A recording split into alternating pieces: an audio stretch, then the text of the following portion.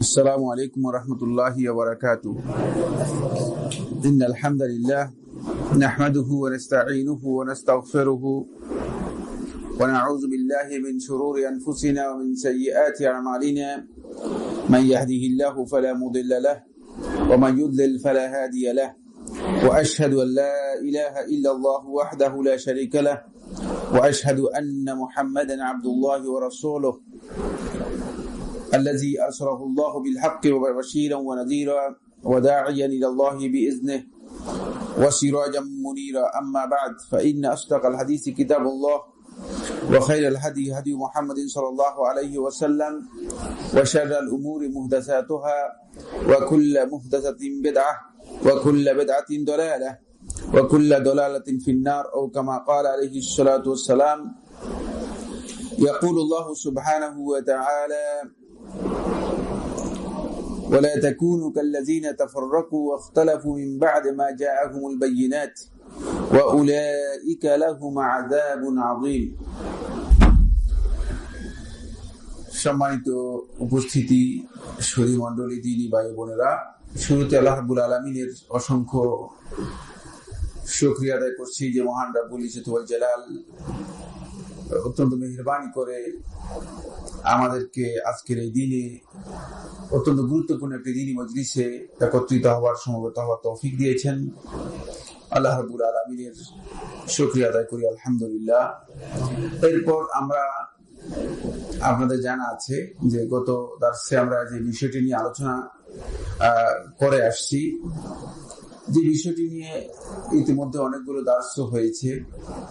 আমাদের এই আলোচ্য বিষয়টি একটু একাডেমিক হলেও বিষয়গুলো আমাদের জানার প্রয়োজন আছে। এই জন্য, যেহেতু এই ধরনের ইখতিলাফ বা মতবিরোধের সাথে আমরা বিভিন্ন ভাবে পরিচিত হয়ে আসছি, অনেকেই আমরা এই ধারণা করে থাকি যে মনে হয় আলেমদের মূর্খতার কারণেই আলেমরা ইখতিলাফ করেছেন। এটা আমাদের একটা বড় ধরনের মিস্টেক হওয়ার সম্ভাবনা আছে। আলেমদের ব্যাপারে তখন আমাদের ধারণা হয়ে যায়, খুব নিম্ন ধারণা হয়ে যায়, ছোট ধরনের ধারণা হয়ে যায়। এমনকি অনেকে মনে করে যে ইমাম শাফি কথা বলেছেন, ইমাম শাফি মনে হয় যেন জাহিল। যেমন আমাদেরকে যখন ছোটবেলায় মাদ্রাসাগুলোতে পড়াতো, তখন মাদ্রাসার ওস্তাদরা যেভাবে পড়াতেন মনে হয় যে ইমাম শাফির মতো একজন জাহিল লোক আসলে আর আছে কিনা জানা নেই। ওস্তাদ যিনি পড়াচ্ছেন তিনি হয়তো আলিফ বা তার ওস্তাদ হতে পারেন, কিন্তু তিনি ইমাম শাফি রাহমাতুল্লাহ আলাইহি সম্পর্কে যে ধারণা দিচ্ছেন, কত ভয়ঙ্কর বক্তব্য, যে যাকে সারা পৃথিবীর সমস্ত উলামায়ে কেরাম, সমস্ত আহলুল হাদিস, সমস্ত মুফাসসিরিন, সমস্ত আহলুত তাওহীদ সবাই যাকে ইমাম মনে করে থাকেন, তার সম্পর্কে ধারণা দিচ্ছে যে এই লোকটা মনে হয় একটা জাহিল ছিল, যার কারণে এই ধরনের মতবিরোধ করেছে। ফলে মূর্খতা আমাদের মধ্যে বড় ধরনের স্থান দখল করে নেবে। ইখতিলাফ এর বিষয়গুলো সম্পর্কে যদি আমাদের স্বচ্ছ ধারণা না থাকে, তাহলে আমরা সত্যিকার অর্থে ফিকহের যে জ্ঞান রয়েছে সেই জ্ঞানটুকু আমরা অর্জন করতে পারবো না। আমরা মূর্খদের গণ্ডিতের মধ্যেই থেকে যাব। এই জন্য এই বিষয়গুলো সম্পর্কে মৌলিক কিছু ধারণার জন্য মূলত আমরা আপনাদের সাথে এই কথাগুলো শেয়ার করছি বা এই কথাগুলো আমরা আলোচনা করেছি। এই বিষয় সম্পর্কে ইমাম গাজালিকে যখন প্রশ্ন করা হলো, আবু হামিদ আল গাজালি, আপনার নাম শুনেছেন, খুবই পরিচিত এক ব্যক্তিত্ব, তো তখন সে বলেছে যে লাউ সাকাতা মান লা ইয়ালাম লা সাকাতাল খিলাফ।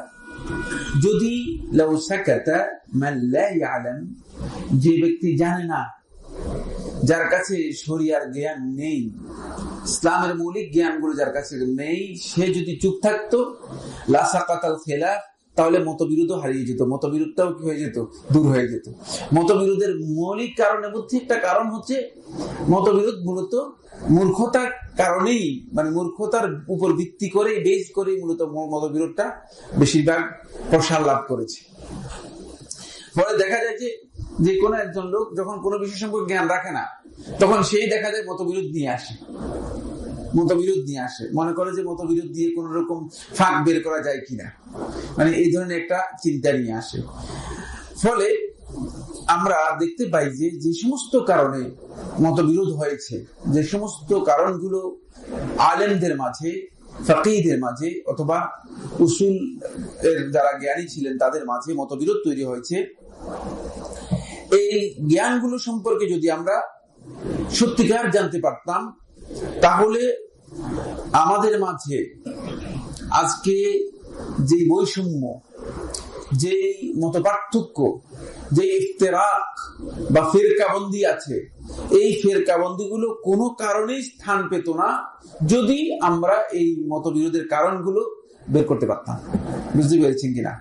কিন্তু মতবিরোধের কারণ সম্পর্কে জ্ঞান না থাকার কারণেই আমাদের মাঝে অপ্রয়োজনীয়, অহেতুক, কোন ধরনের কারণ ছাড়াই, কোন ধরনের দলিল ছাড়াই আমাদের মধ্যে ইখতিলাফ রয়ে গিয়েছে। যেমন আমরা দেখি যে একটি মাসআলার মধ্যে হয়তো একজন এক বক্তব্য দিয়েছেন, আরেকজন একটা বক্তব্য দিয়েছেন, দুটি বক্তব্য পাওয়া যায়। মনে করেন উনি এক বক্তব্য দিয়েছেন, আপনি আরেকজন একটা বক্তব্য দিয়েছেন। এখন এই দুইজনেই জানেন না যে আসলে কি কারণে এই ইখতিলাফটা করেছেন। দুইজনের জানা নেই যে কি কারণে ইখতিলাফ করেছেন। তিনি আরেকজনের কাছে শুনে মতবিরোধ করলেন, আপনি আরেকজনের কাছে শুনে মতবিরোধ করলেন। যদি কারণ জানতে পারতো তাহলে এই দুজনে মতবিরোধ করতো না। বুঝতে পেরেছেন কিনা? মতবিরোধ করার সুযোগ হতো না, কারণ জানলেই তার কাছ থেকে মতবিরোধটা দূর হয়ে যেত।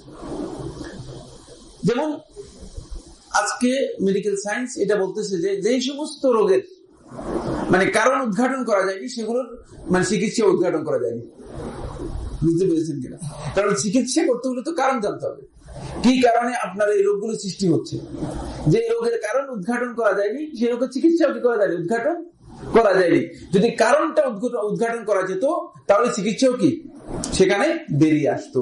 মূলত কারণ যেখানে বেরিয়ে আসবে সেখানে সমাধান কিন্তু খুব অনিবার্য একটি সমাধান হিসাবে। এই জন্য মূলত মতবিরোধের বিষয়গুলো ওলামায়ে কেরাম আলোচনা করেছেন। আলোচনা করে মতবিরোধের বিষয়গুলো যখন তুলে ধরেছেন তখন কিন্তু মৌলিক মানুষের মাঝে একটা সমাধানের দৃষ্টিভঙ্গি মানুষের মাঝে কাজ করেছে এবং মানুষ সমাধানের দিকে অগ্রসর হয়েছেন।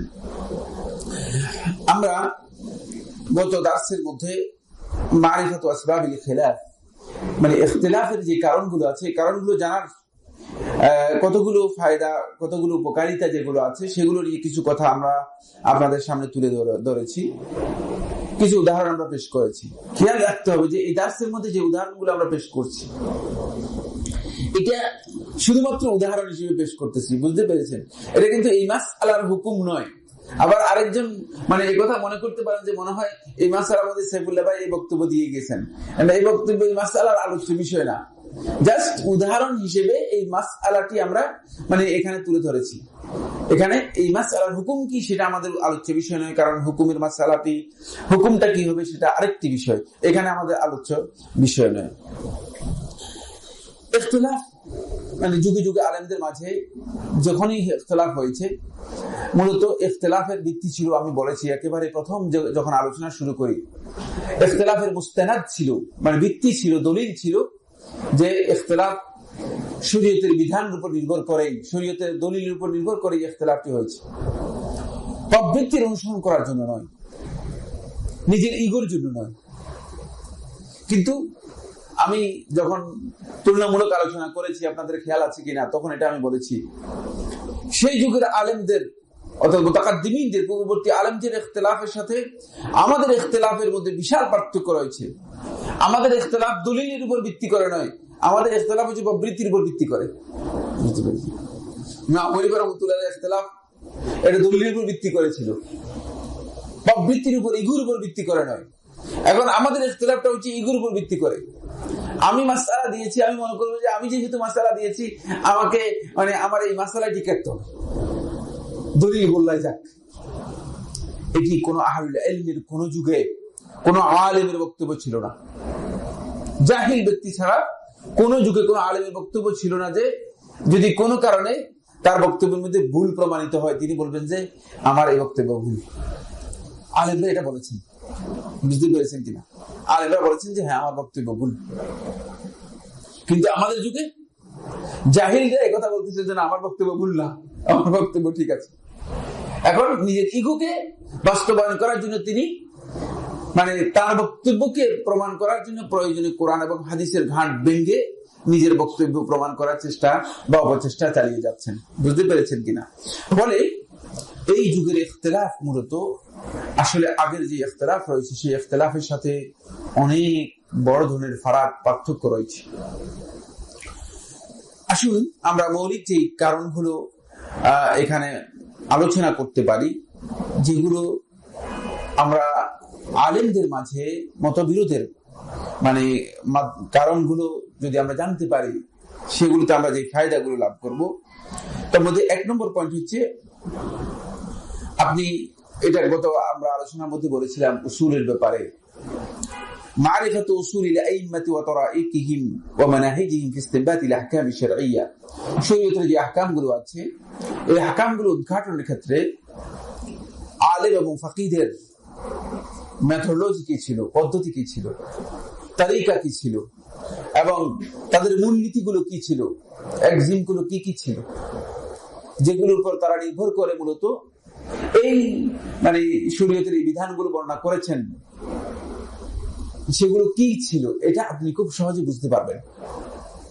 ফলে আপনি খুব সহজেই ফিকহুল হানাফিতে যাবেন, আপনি ফিকহুল হানাফির উসুলগুলো কি কি, মূলনীতিগুলো কি কি, সেখান থেকে আপনি বের করতে পারবেন যে ফিকহুল হানাফির দৃষ্টিভঙ্গি অনুযায়ী হানাফি মাযহাবের পরবর্তী আলেমদের এই বক্তব্য শুদ্ধ কি শুদ্ধ নয়। খুব সহজ হয়ে যাবে, খুব সহজে বুঝতে পারবেন। যেমন আপনি দেখেন ফিকহুল হানাফিতে একটি মাসআলা রয়েছে, আমরা মাসআলার এখানে কিন্তু মাসআলা জাস্টিফাই করতেছি না, আগেই বলে দিয়েছি। একটি মাসআলা রয়েছে, যেমন সালাতের মধ্যে যদি কেউ কাহকাহা করে, কাহকাহা জানেন তো, কাহকাহা কি? কাহকাহা হলো অট্ট হাসি দেয়, আর কাহকাহা অট্ট হাসি দেওয়া, আওয়াজ করে হাসি দেয়া, এটাকে কাহকাহা বলা হয়। কেউ সালাতের মধ্যে যদি অট্ট হাসি দেয়, তাহলে তার দুইটা হুকুম। একটি হচ্ছে সালাত তো নষ্ট হবে, অতিরিক্ত উযু কি হয়ে যাবে, উযু নষ্ট হয়ে যাবে। কয়টা হুকুম? সালাত নষ্ট, কি উযু নষ্ট। তাহলে মাসআলাটা কঠিন হলো না? স্বাভাবিক নিয়ম অনুযায়ী আমরা যদি উসুলগুলোর দিকে তাকাই, তাহলে আমরা দেখতে পাবো যে যদি কেউ সালাতের মধ্যে অট্টহাসি দেয়, তাহলে তার উযু নষ্ট হয়ে যাবে, সালাত নষ্ট হয়ে যাবে। যেহেতু স্বাভাবিক নিয়ম অনুযায়ী সালাতের মধ্যে অট্টহাসি অথবা হাসি কোনটাই কি নেই, অনুমোদিত না, সালাতের মধ্যে এটা অনুমোদন দেয়া হয়নি। তাই সালাতের মধ্যে কেউ অট্টহাসি দেখ বা হাসি দেখ, তাহলে তার কি হবে, সালাত নষ্ট হয়ে যাবে। এখন উযু নষ্ট হয়ে যাবে, এটা কোত্থেকে বলতেছেন? স্বাভাবিক এটা প্রশ্ন কি হতে পারে, আসতে পারে যে কিসের উপর ভিত্তি করে অথবা কোন মুস্তানাদ, কোন দলিলের উপর ভিত্তি করে আপনি বক্তব্য দিচ্ছেন যে সালাতের মধ্যে যদি অট্টহাসি দেয় তাহলে তার সালাত নষ্ট, উযু নষ্ট। এখন আপনি আসবেন হানাফি মাযহাবের উলামায়ে কেরাম থেকে জিজ্ঞেস করবেন, যদি কিছু পড়ালেখা থাকে তাহলে তিনি হয়তো বলতে পারবেন, অধিকাংশ বলতে পারবে না। অধিকাংশ বলবে যে আমরা বেহেশতি জোহরের মধ্যে দেখছি, আর কোন ফিকহের কিতাবের দলিল দিতে পারবে না। তো পড়ালেখার এত দুর্নতা যে, এত মূর্খতা যে, ফিকহ নিয়ে পড়ালেখার নাম গন্ধই নেই, শুধুমাত্র শোনাই চলছে। বুঝতে পেরেছেন? শুধুমাত্র ওস্তাদ বলছে এই বক্তব্য, এটার উপর নির্ভর করেই আমরা চলতেছি, এবং এটার উপর নির্ভর করে আমরা তুল কালাম কাণ্ড, এমনকি হত্যাযজ্ঞ পর্যন্ত, মারপিট পর্যন্ত করে ফেলতেছি। আসলে কোন ধরনের পড়ালেখার সেই চিন্তা আমাদের মধ্যে কাজ করতেছে না। আপনি যদি জিজ্ঞেস করেন, যদি কার কেউ বুঝে বা পড়ালেখা করে এরকম লোককে জিজ্ঞেস করেন, তাহলে তিনি বলবেন যে হ্যাঁ, এই মর্মে একটা হাদিস আমাদের কাছে আছে। এই হাদিসটা কি? হাদিসটা বলেন দেখি। তখন বলবে যে হ্যাঁ, আবুল আলিয়া রিয়াহি থেকে বর্ণিত একটি হাদিস, যে হাদিসের মধ্যে আল্লাহ নবী সাল্লাল্লাহু আলাইহি ওয়াসাল্লাম বলেছেন যে ব্যক্তি সালাতের মধ্যে অট্টহাসি দিল, তার উযু, সালাত নষ্ট হয়ে গেল। খুব সহজ কথা। আপনি যদি মারিফাতু উসুলিল ফিকহিল হানাফি, ফিকহুল হানাফি উসুল সম্পর্কে আপনার এই আলোচনার মাধ্যমে জ্ঞান হয়, তাহলে আপনি বলবেন যে ভাই আপনার এই হাদিস তো গ্রহণযোগ্য নয়, এটা তো দলিল দিয়েছেন, ভুল দলিল দিয়েছেন, আপনার মাযহাব অনুযায়ী সঠিক না। কারণ হলো ফিকহুল হানাফি এর মধ্যে খবরুল ওয়াহিদ, কোনোভাবেই সালাতের একটি মাসআলার মধ্যেও দলিল না। কারণ এখানে সালাত নষ্ট হয়ে যাবে, উযু নষ্ট হয়ে যাবে, এমন একটা বিষয় শুধুমাত্র আবুল আলিয়া রিয়াহির মতো একজন বিতর্কিত ব্যক্তির মুরসাল হাদিস দিয়ে কিভাবে দলিল দিতে পারেন? কোনদিন হানাফি মাযহাব এটা দলিল না। বুঝতে পেরেছেন কিনা?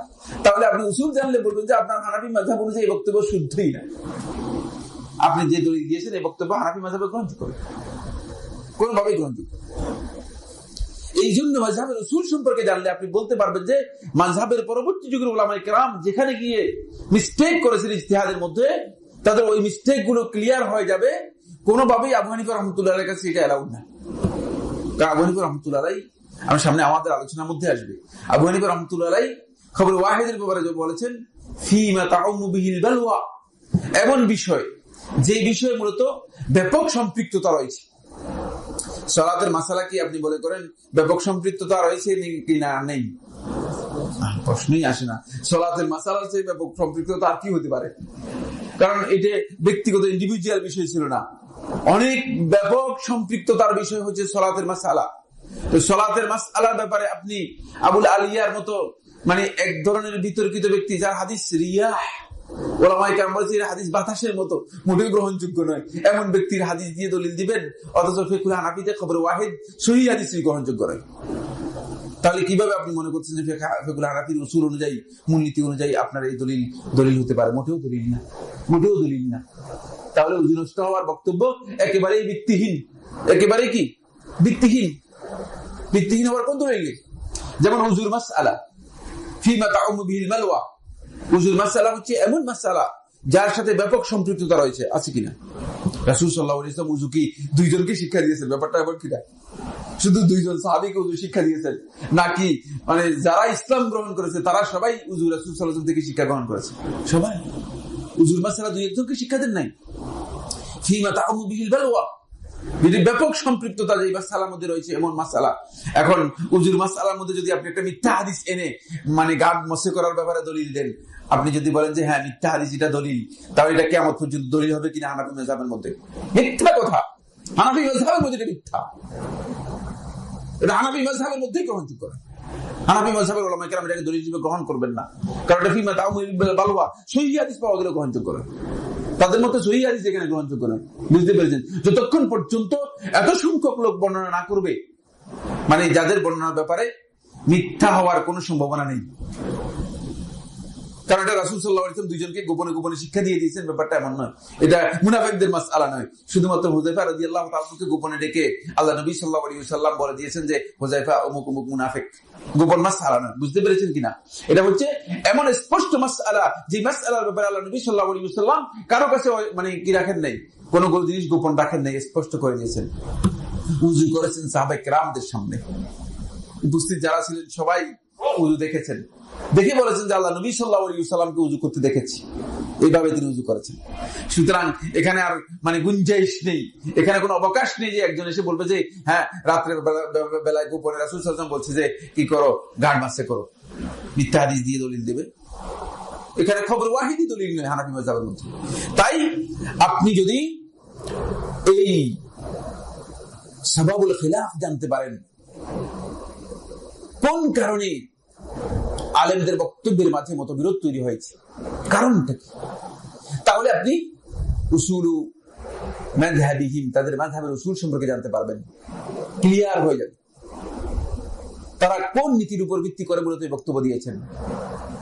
যেমনি ভাবে আপনি জানতে পারবেন মানে এই দলিল বা এই হুকুম ইস্তেমবাতের ক্ষেত্রে, উদ্ঘাটনের ক্ষেত্রে তাদের মানে পদ্ধতি কি ছিল, সিস্টেম কি ছিল, কোন সিস্টেমে তারা এই মানে পদ্ধতি বা এই হুকুমটা উদ্ঘাটন করেছেন, সেটা আপনি জানতে পারবেন। ফলে এখানে আপনি কোনো কারণে মিসগাইড হওয়ার সুযোগ নেই।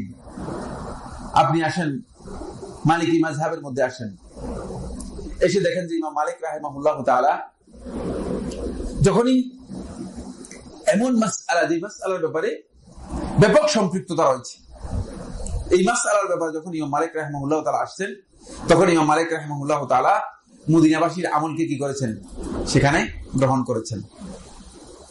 এখন মদিনাবাসীর আমল যদি এর বিপরীত হয়, এমন কোন হাদিস যে হাদিসটি নির্ভরযোগ্য নয়, মদিনাবাসীর আমল এর বিপরীত, তখন ইমাম মালিক রাহিমাহুল্লাহু তাআলা মদিনাবাসীর আমলটাকে গ্রহণ করেছেন, ওই হাদিসটাকে কি করেছেন, গ্রহণ করেন নাই।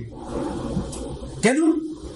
এই কারণে গ্রহণ করেন নাই, যেহেতু ইমাম মালিক রাহমাতুল্লাহ আলাইহি বলছেন যে যেহেতু মদিনার লোকেরা আল্লাহ নবী সাল্লাল্লাহু আলাইহি ওয়াসাল্লামের জীবদ্দশায় জীবিত ছিলেন, নবী সাল্লাল্লাহু আলাইহি ওয়াসাল্লামকে পেয়েছেন, ওহী অবতীর্ণ হয়েছে, নবী সাল্লাল্লাহু আলাইহি ওয়াসাল্লামকে দেখেছেন, সুতরাং তারা যেহেতু এই আমলটা এইভাবে করেছে, আর হাদিস যেহেতু মানে খবর ওয়াহেদ, একজন বা দুইজন ব্যক্তির বর্ণনা, আর হাদিস যেহেতু সম্ভাবনা রয়ে গিয়েছে, আর হাদিসের দালালাতের মধ্যে, সনদের মধ্যে যেহেতু বিতর্ক রয়েছে, তাই হাদিসটা আমি গ্রহণ করতে পারলাম না। মদিনাবাসী আমলটা আমার কাছে মজবুত মনে হয়েছে।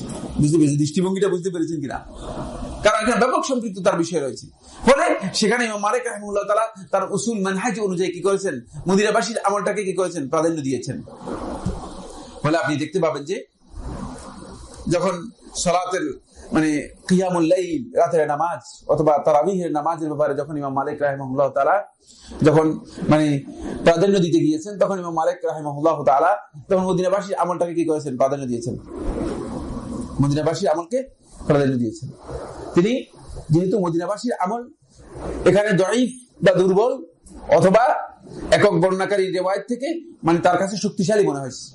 সামনে আমরা আলোচনা করবো যে আসলে কোনটা শক্তিশালী, সেটা কিন্তু আলোচনা করবো পরে। বুঝতে পেরেছি কিনা? এটা আমরা উদাহরণ দিচ্ছি যে আপনি মানে প্রত্যেকটা মাযহাবের উসুল সম্পর্কে জানতে পারবেন, প্রত্যেকটা মাযহাবের কি করতে পারবেন? মূলনীতি সম্পর্কে জানতে পারবেন। আপনার কাছে স্পষ্ট হবে যে এই মাযহাবের মূলনীতি মানে এইটাই। 1 নম্বর পয়েন্ট। 2 নম্বর পয়েন্ট হচ্ছে, এটি গত আলোচনা আমরা দৃষ্টি আকর্ষণ করেছিলাম, মারিফাতু নিকাতি আল ইত্তিফাক ওয়াল ইফতিরাক ফি তিলকাল মানাহিজ। এই যে মূলনীতিগুলো রয়েছে, এই যে পদ্ধতি রয়েছে, শরীয়তের যে আহকামগুলো রয়েছে, আহকামগুলো উদ্ঘাটনের ক্ষেত্রে যে পদ্ধতি অনুসরণ তারা করেছেন, এই ক্ষেত্রে আপনি কোন কোন পয়েন্টে মতপার্থক্য হয়েছে, কোন কোন পয়েন্টে মতপার্থক্য হয় নাই, মতৈক্য হয়েছে, এটা আপনার কাছে স্পষ্ট হবে। এটা আপনার কাছে স্পষ্ট হবে। এখন কোন মাসআলার মধ্যে মতপার্থক্য হয়েছে, কোন মাসআলার মধ্যে মতৈক্য হয়েছে, এই বিষয়টি যদি বুঝতে না পারেন, আপনি কিয়ামত পর্যন্ত মাসআলা বুঝতেই পারবেন না। ফলে অনেককে দেখা যায় যে তিনি বিতর্ক করতেছেন, কিন্তু বিতর্ক করার মানে কারণই বুঝেন না। এই মাসআলার মধ্যে তার সাথে দ্বিমত নেই, অথচ তিনি বিতর্ক তৈরি করে মানে বিতর্ক করতেছেন। কারণ হচ্ছে নিকাতুল ইত্তিফাক ওয়াল ইখতিলাফ। কোন মাসআলার মধ্যে ইত্তিফাক হয়েছে, মতৈক্য হয়েছে, আর কোন মাসআলার মধ্যে মতানৈক্য হয়েছে, এই কোন পয়েন্টে মতানৈক্য হয়েছে এই পয়েন্টটাই জানা নেই। এই পয়েন্টটি কি নেই? জানা নেই। এজন্য আপনারা অনেকেই দেখা যায় যে প্রশ্ন করেন, তিনি জানেন না যে মানে কোন মাসআলার মধ্যে কি রয়েছে, মতৈক্য হয়েছে। যেমন আমরা গত আলোচনার মধ্যে আপনাদের খেয়াল আছে কিনা, একটি মাসআলা নিয়ে আপনাদের সামনে আলোচনা করেছি, মতৈক্যের মাসআলা, মতানৈক্যের মাসআলা। সেই মাসআলাটি আমরা উল্লেখ করেছি হায়াতুন নবী। এখানে একটি মাসআলার মধ্যে মতৈক্য হয়েছে উলামায়ে কেরামের।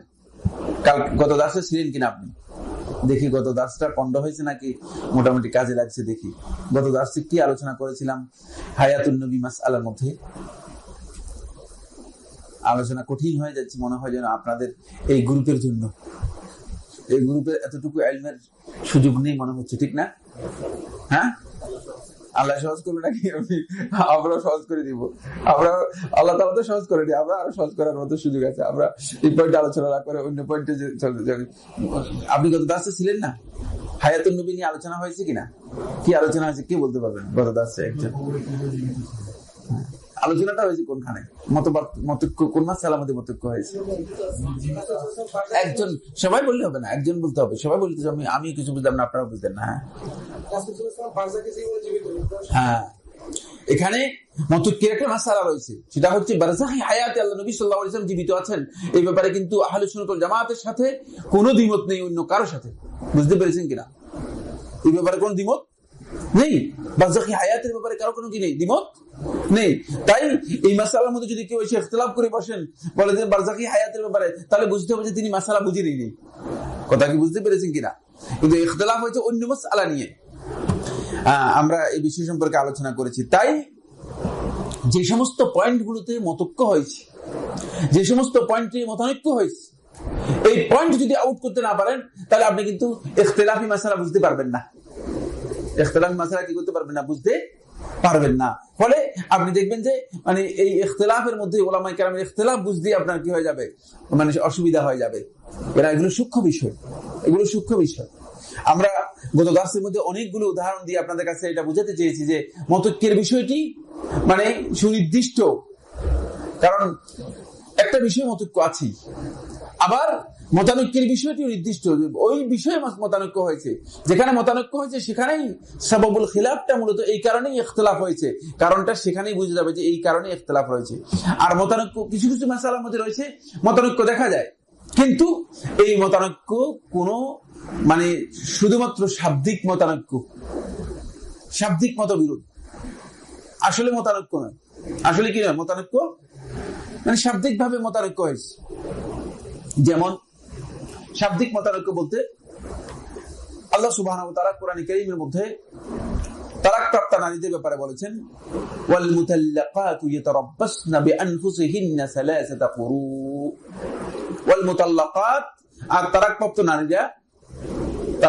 নারীরা ইয়াতারাব্বাসনা, তারা অপেক্ষা করবে, বিআনফুসিহিন্না, নিজেদের মানে অপেক্ষা করবে তারা, সালাসাতা কুরু, 3 কুরু পরিমাণ। টাইম আল্লাহ তাআলা নির্ধারণ করে দিচ্ছেন 3 কুরু পরিমাণ সময় তারা কি করবে, অপেক্ষা করবে। এটা আল্লাহ সুবহানাহু ওয়া তাআলা নির্দিষ্ট করে দিচ্ছেন, 3 কুরু পরিমাণ তারা কি করবে, অপেক্ষা করবে।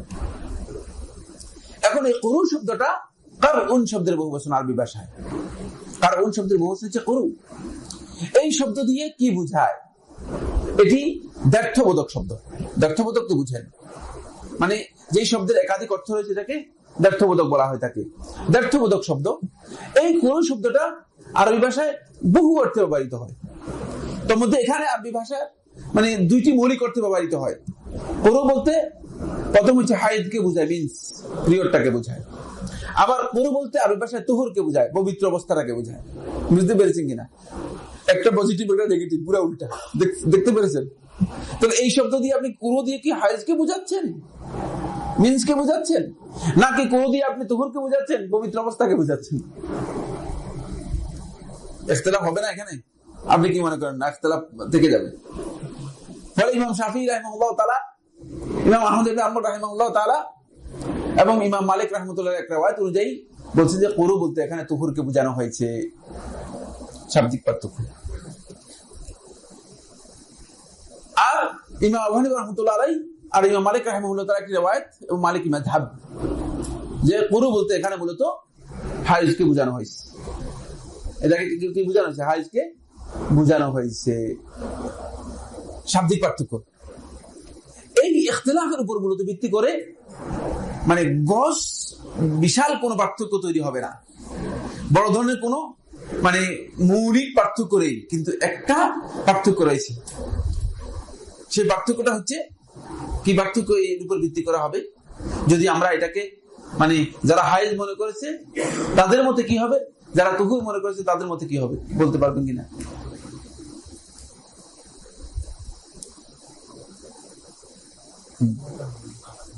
হ্যাঁ হ্যাঁ, যারা মানে হাইজ বলেছে মানে তাদের ডিউরেশনটা কম হবে, আর যারা তুহুর বলেছে তাদের ডিউরেশনটা বেশি হবে। বুঝতে পেরেছেন কিনা? ডিউরেশনটা বেশি হয়ে যাবে, পার্থক্য হয়ে গেল না? তাহলে এখানে যদিও ইখতিলাফটা শাব্দিক, শব্দের মতবিরোধ, বুঝতে পেরেছেন কিনা? শব্দের অর্থের মতবিরোধ, কিন্তু এখানে মানে কি রয়েছে, একটা এর একটা ইম্প্যাক্ট আছে, অবস্থা আছে। সেটা হচ্ছে এই যে ডিউরেশনটা লং হয়ে যাবে যদি আপনি সেটাকে হাইজ ধরেন অথবা তুহুর ধরেন। এক পর্যায়ে গিয়ে মানে ডিউরেশনটা বেশি হয়ে যাবে, কোথাও কোথাও গিয়ে ডিউরেশনটা 3 মাসের কাছাকাছি হয়ে যাবে, আবার কোথাও গিয়ে 3 মাসের চেয়ে কম হয়ে যাবে, অনেক কম হয়ে যাবে। বুঝতে পেরেছেন কিনা? তো এই জন্য মূলত এখানে যে জিনিসটি জানতে হবে সেটা হলো ইত্তেফাক এবং ইফতিরাক, মানে মতৈক্যের যে পয়েন্টগুলো আছে সেগুলো আপনার কাছে বেরিয়ে আসবে যদি আপনি সবল খারাপ জানতে পারেন। আবার মতবিরোধের যে মানে পয়েন্টগুলো আছে সেগুলো আপনার কাছে বেরিয়ে আসবে। মারিফাতু মাওয়াতিনিল ইজমা'i ওয়াল খিলাফি মিন দুরুরাতিল মুজতাহিদ ওয়াল বাহিস। কারণ হচ্ছে ইজমা, যে সমস্ত মাসআলার মধ্যে ইজমা হয়েছে এবং যে সমস্ত মাসআলার মধ্যে খিলাফ হয়েছে, ইজমা এবং খিলাফের এই বিষয়গুলো জানা মুজতাহিদের জন্য অপরিহার্য। অন্যথায় মুজতাহিদ ভুল কাজ করে ফেলবেন। কারণ আমাদের বর্তমান যুগে কিছু সংখ্যক লোক এরা ইজতিহাদ সম্পর্কে সামান্যতম জ্ঞান রাখে না। বুঝতে পেরেছেন কিনা? এরা নিজেরা ইজতিহাদ করে মুজতাহিদ হয়ে গেছে, এবং মুজতাহিদ হয়ে গিয়ে শেষ পর্যন্ত তারা মানে যে সমস্ত মাসআলার ব্যাপারে উলামায়ে কেরাম ইজমা নকল করেছেন, এরকম মাসআলার ব্যাপারেও তারা উল্টাপাল্টা দ্বিমত দিচ্ছে। বুঝতে পেরেছেন? উল্টাপাল্টা দ্বিমত দিচ্ছে। এর কারণ হচ্ছে তারা মূলত জাহিলুন বিমাওয়াতিনিল ইজমা। মাওয়াতিনুল ইজমা, যে সমস্ত মাসআলার ব্যাপারে আলেমদের ঐকমত সাব্যস্ত হয়েছে, যেখানে দ্বিমত করার সুযোগ নেই, এমন মাসআলা সম্পর্কে মূর্খ হওয়ার কারণে, এমন মাসআলার জ্ঞান না থাকার কারণে মূলত তারা এই ধরনের বক্তব্য দিচ্ছেন। এই ধরনের বক্তব্যের কোনো কারণ নেই। তাহলে ইসলাম পুরোটাই কি হয়ে যাবে? পণ্ড হয়ে যাবে। বলতে পারেন সাইফুল্লাহ ভাই, ইসলাম কিভাবে পুরোটা পণ্ড হবে? পণ্ড হবে এইভাবে, কারণ আগে যে সমস্ত মাসআলার ব্যাপারে সালফে সালেহিন ঐকমত সাব্যস্ত হয়েছে, এখন যদি আমি প্রত্যেকটা মাসআলার একটা করি, মানে কি করা, কম্বলের চুল বাসার মতো শুরু করে দিই, তাহলে শেষ পর্যন্ত চুল বাঁচতে শেষ পর্যন্ত কম্বল তালাশ করে পাওয়া আর কি যাবে কিনা? কোন মাসআলা আপনি একটা মাসআলা তালাশ করে পাবেন না, একটা মাসআলা আপনি তালাশ করে পাবেন না। এমনকি সালাতের মাসআলা নিয়েও আপনি বিপর্যস্ত হয়ে যাবেন, কারণ এখানে একটা মানহাজ উলামায়ে কেরামের সালফে সালেহিনের একটা মানহাজ চলে গিয়েছে। তাই সবসময় এটি কিন্তু মানহাজ, সালাফদের মানহাজ ছিল, সেটা হচ্ছে এই, তারা দলিলের সাথে সালাফদের আমলকে কি করতেন? সাথে রাখতেন। আমাদের এখন বর্তমানের লোকেরা অনেকেই জাহিল হওয়ার কারণে দলিলের সাথে তিনি সালাফদের আমলকে কি করেন না, একসাথে ওজন করেন না, সালাফদের আমল নিয়ে আসেন না। আপনি এই মূর্খতা কোত্থেকে পেলেন? কারণ আল্লাহ নবী সাল্লাল্লাহু আলাইহি ওয়াসাল্লাম বলে দিয়েছেন, মা আনা আলাইহি আল-ইয়াওম ওয়া আসহাবি। তাহলে বুঝা গেল যে আল্লাহ নবী সাল্লাল্লাহু আলাইহি ওয়াসাল্লাম সাহাবায়ে কেরামকে এখানে সম্পৃক্ত করেছেন, যার উপর আমি এবং আমার সাহাবীরা যার উপর প্রতিষ্ঠিত আছি, সাহাবায়ে কেরামকে এখানে সম্পৃক্ত করা হয়েছে কিনা? ওই জন্য সালাফদের মানহাজটাকে এখানে কিন্তু সামনে আনতে হবে। সালফে সালেহিন কোন অবস্থার উপর ছিলেন সেটা কিন্তু খুবই ইম্পর্টেন্ট বিষয়। অন্যথায় শুধু দলিলের উপর ভিত্তি করে আপনি যদি মানে আগাতে চেষ্টা করেন, পথভ্রষ্ট আরো বিভ্রান্ত হওয়ার সম্ভাবনা রয়েছে। বুঝতে পেরেছেন কিনা? ফলে আপনি দেখতে পাবেন যে একদল লোক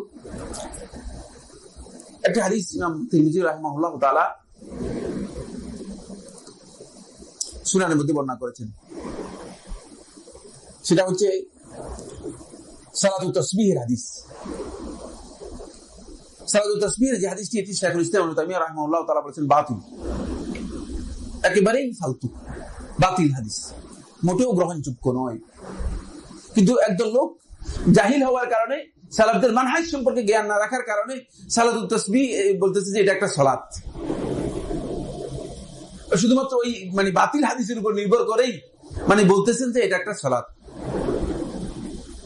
এই বিষয়ে শেখ মোহাম্মদ নাসিরউদ্দিন আলবানী রাহিমাহুল্লাহ তাআলা তিনি এই বিষয়ে মানে তার ভুল হয়ে গেছে, মিস্টেক হয়েছে। তিনি মানে এই নসটাকে সামনে রেখে তিনি বলেছেন যে আতাকিদু অথবা আরা আন্না লাহা আসলান, যে এর একটা ভিত্তি আছে। তুহফাতুল আহওয়াজির মধ্যে মুবারকফুরি রাহিমাহুল্লাহ তাআলা এই ধরনের বক্তব্য দিয়েছেন। পুরো বক্তব্যটাই ভুল এই জন্য কারণ সালাফদের আমল এর দ্বারা প্রমাণিত হয়নি, সালফে সালেহিনের আমল সাব্যস্ত হয়নি। যদি সালফে সালেহিনের আমল সাব্যস্ত হতো তাহলে সালাফদের এর মুতাওয়াতির আমল আমরা পেতাম, যে সালফে সালেহিন মূলত সালাতুত তাসবিহ নামে এই সালাত নিয়মিত কন্টিনিউ করে আসছেন।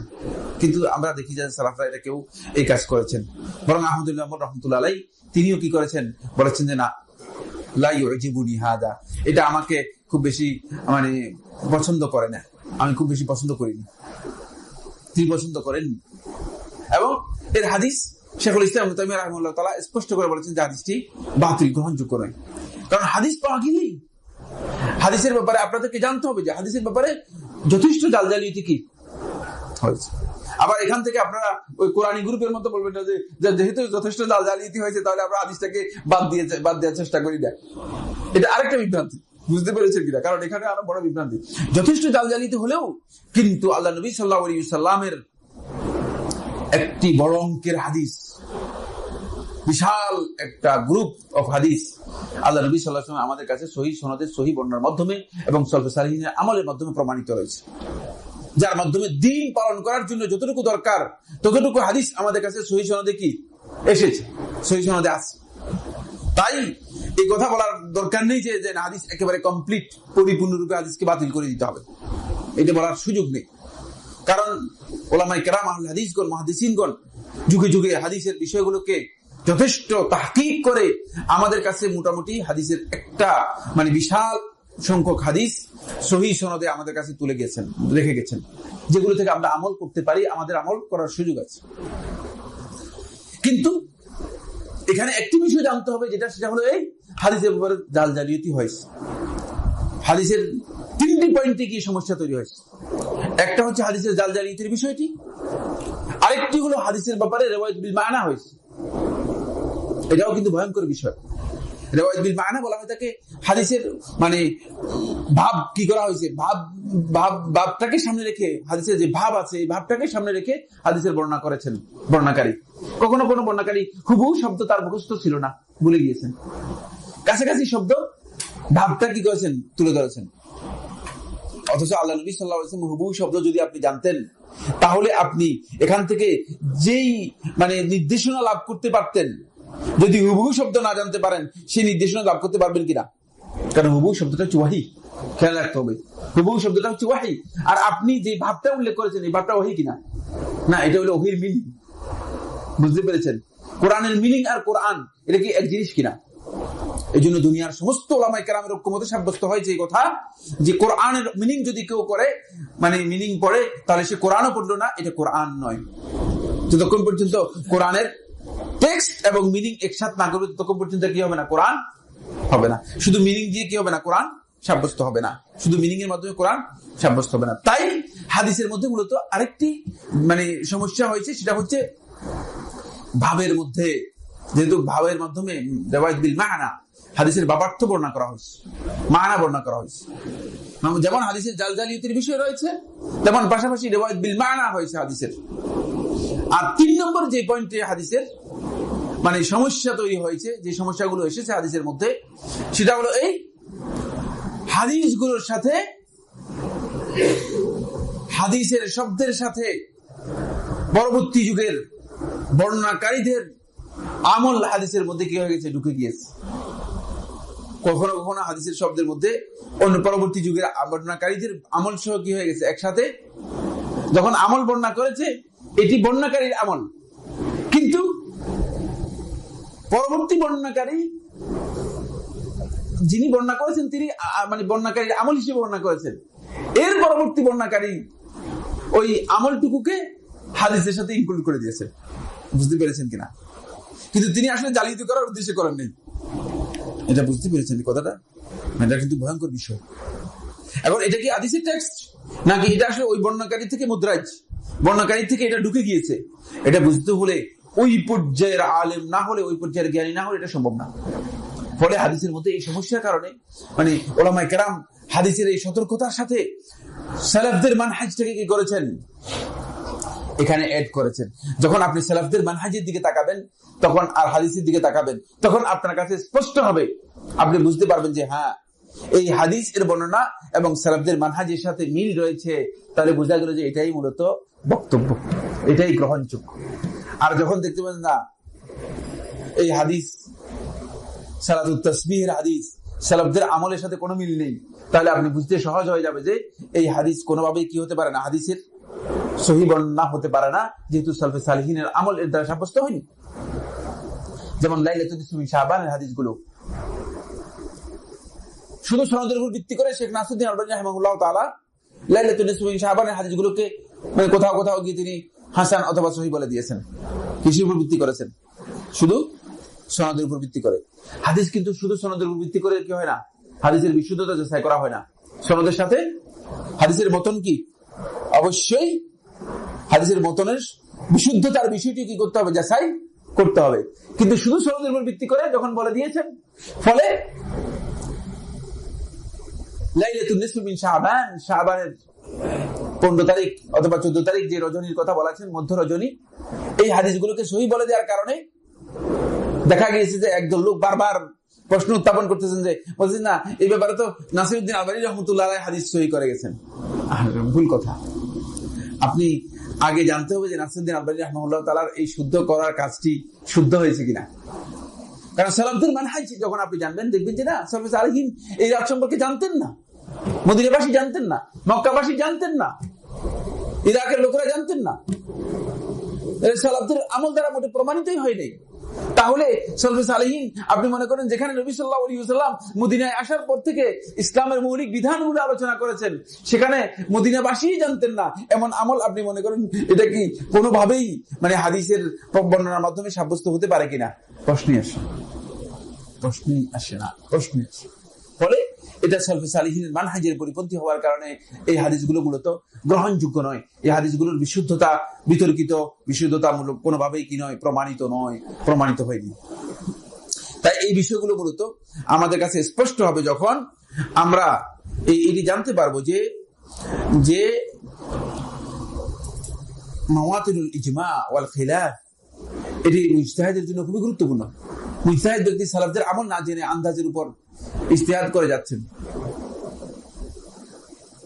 যেমন একটি মাসালা, এটি একেবারেই স্পষ্ট মাসালা, দিবালোকের মতো, জাবির ইবনে আব্দুল্লাহ রাদিয়াল্লাহু আনহু সহিহ মুসলিম দ্বারা হাদিস দ্বারা সাব্যস্ত হয়েছে।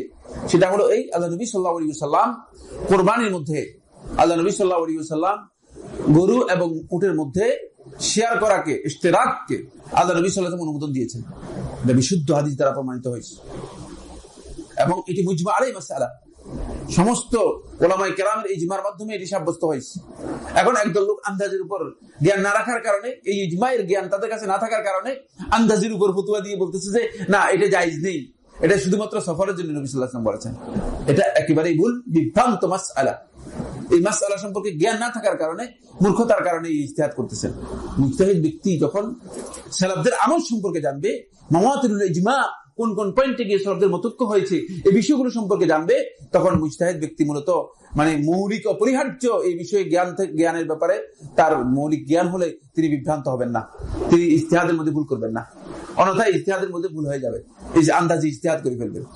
ফলে এই মাসআলার মধ্যে আন্দাজের উপর, অনুমানের উপর বক্তব্য দিয়ে দিবেন, যে বক্তব্যটুকু পথভ্রষ্ট এবং নিজেও পথভ্রষ্ট হবে, অন্যকেও পথভ্রষ্ট করবে, যে বক্তব্যের মাধ্যমে নিজেও পথভ্রষ্ট হবে, অন্যকেও পথভ্রষ্ট করবে। এবং তাই হচ্ছে মূলত এই মাসআলাগুলোর মধ্যে অনেক বাহেস, গবেষক আছে। একটি মাসআলার ব্যাপারে 1400 বছর পর্যন্ত, যেমন আপনি এই মাসআলার কথা আলোচনা করেন, মাসআলাতু ইখতিলাফিল মাতালি', ইখতিলাফুল মাতালি' মানে চাঁদের উদয়স্থলের বিভিন্নতা, মুন সাইটিং এর বিষয়টি। চাঁদ পৃথিবীর বিভিন্ন ভূখণ্ডে বিভিন্ন সময় দেখা যায়, এক সময় দেখা যায় না। এই মাসআলার ব্যাপারে কোন যুগে কোন আলেম দ্বিমত পোষণ করেছে এই ধরনের কোন বক্তব্যই নেই। আলেম তো দূরের কথা, যারা এই চন্দ্রের জ্ঞান রাখে, মানে যারা ভূগোলের জ্ঞান রাখে, বুঝতে পেরেছেন কিনা, মানে জ্যোতির্বিদ্যার উপর যাদের জ্ঞান রয়েছে, এই নক্ষত্রের জ্ঞান, চাঁদের জ্ঞান, সূর্যের জ্ঞান যাদের কাছে আছে, মানে সৌরজগতের জ্ঞান যাদের কাছে রয়েছে, যারা এই জ্ঞান রাখে, তাদের মধ্যেও কেউ দ্বিমত পোষণ করেছে না। বলেছে পৃথিবীর মানে সমস্ত ভূখণ্ডে একসাথে চাঁদ দেখা যাবে, এ কথা সত্য নয়। বরং এই পৃথিবীর মধ্যে, গোটা পৃথিবীর মধ্যে কখনো 3 দিন, কখনো 2 দিনের মধ্যে চাঁদ দেখা যাবে। কোনো না কোনো কারণে যদি পশ্চিম আকাশে চাঁদ উদিত হতে দেরি হয়, তাহলে 3 দিন পর্যন্ত সময় লাগতে পারে। এটা একেবারেই প্রমাণিত একটি সত্য কথা। যা আধুনিক বিজ্ঞান বলেন, আপনি সৌরজগতের জ্ঞান বলেন, যেটাই বলেন না কেন, সবকিছু, এমনকি ওই জাহেলি যুগের লোকেরা ওইটা জানেন।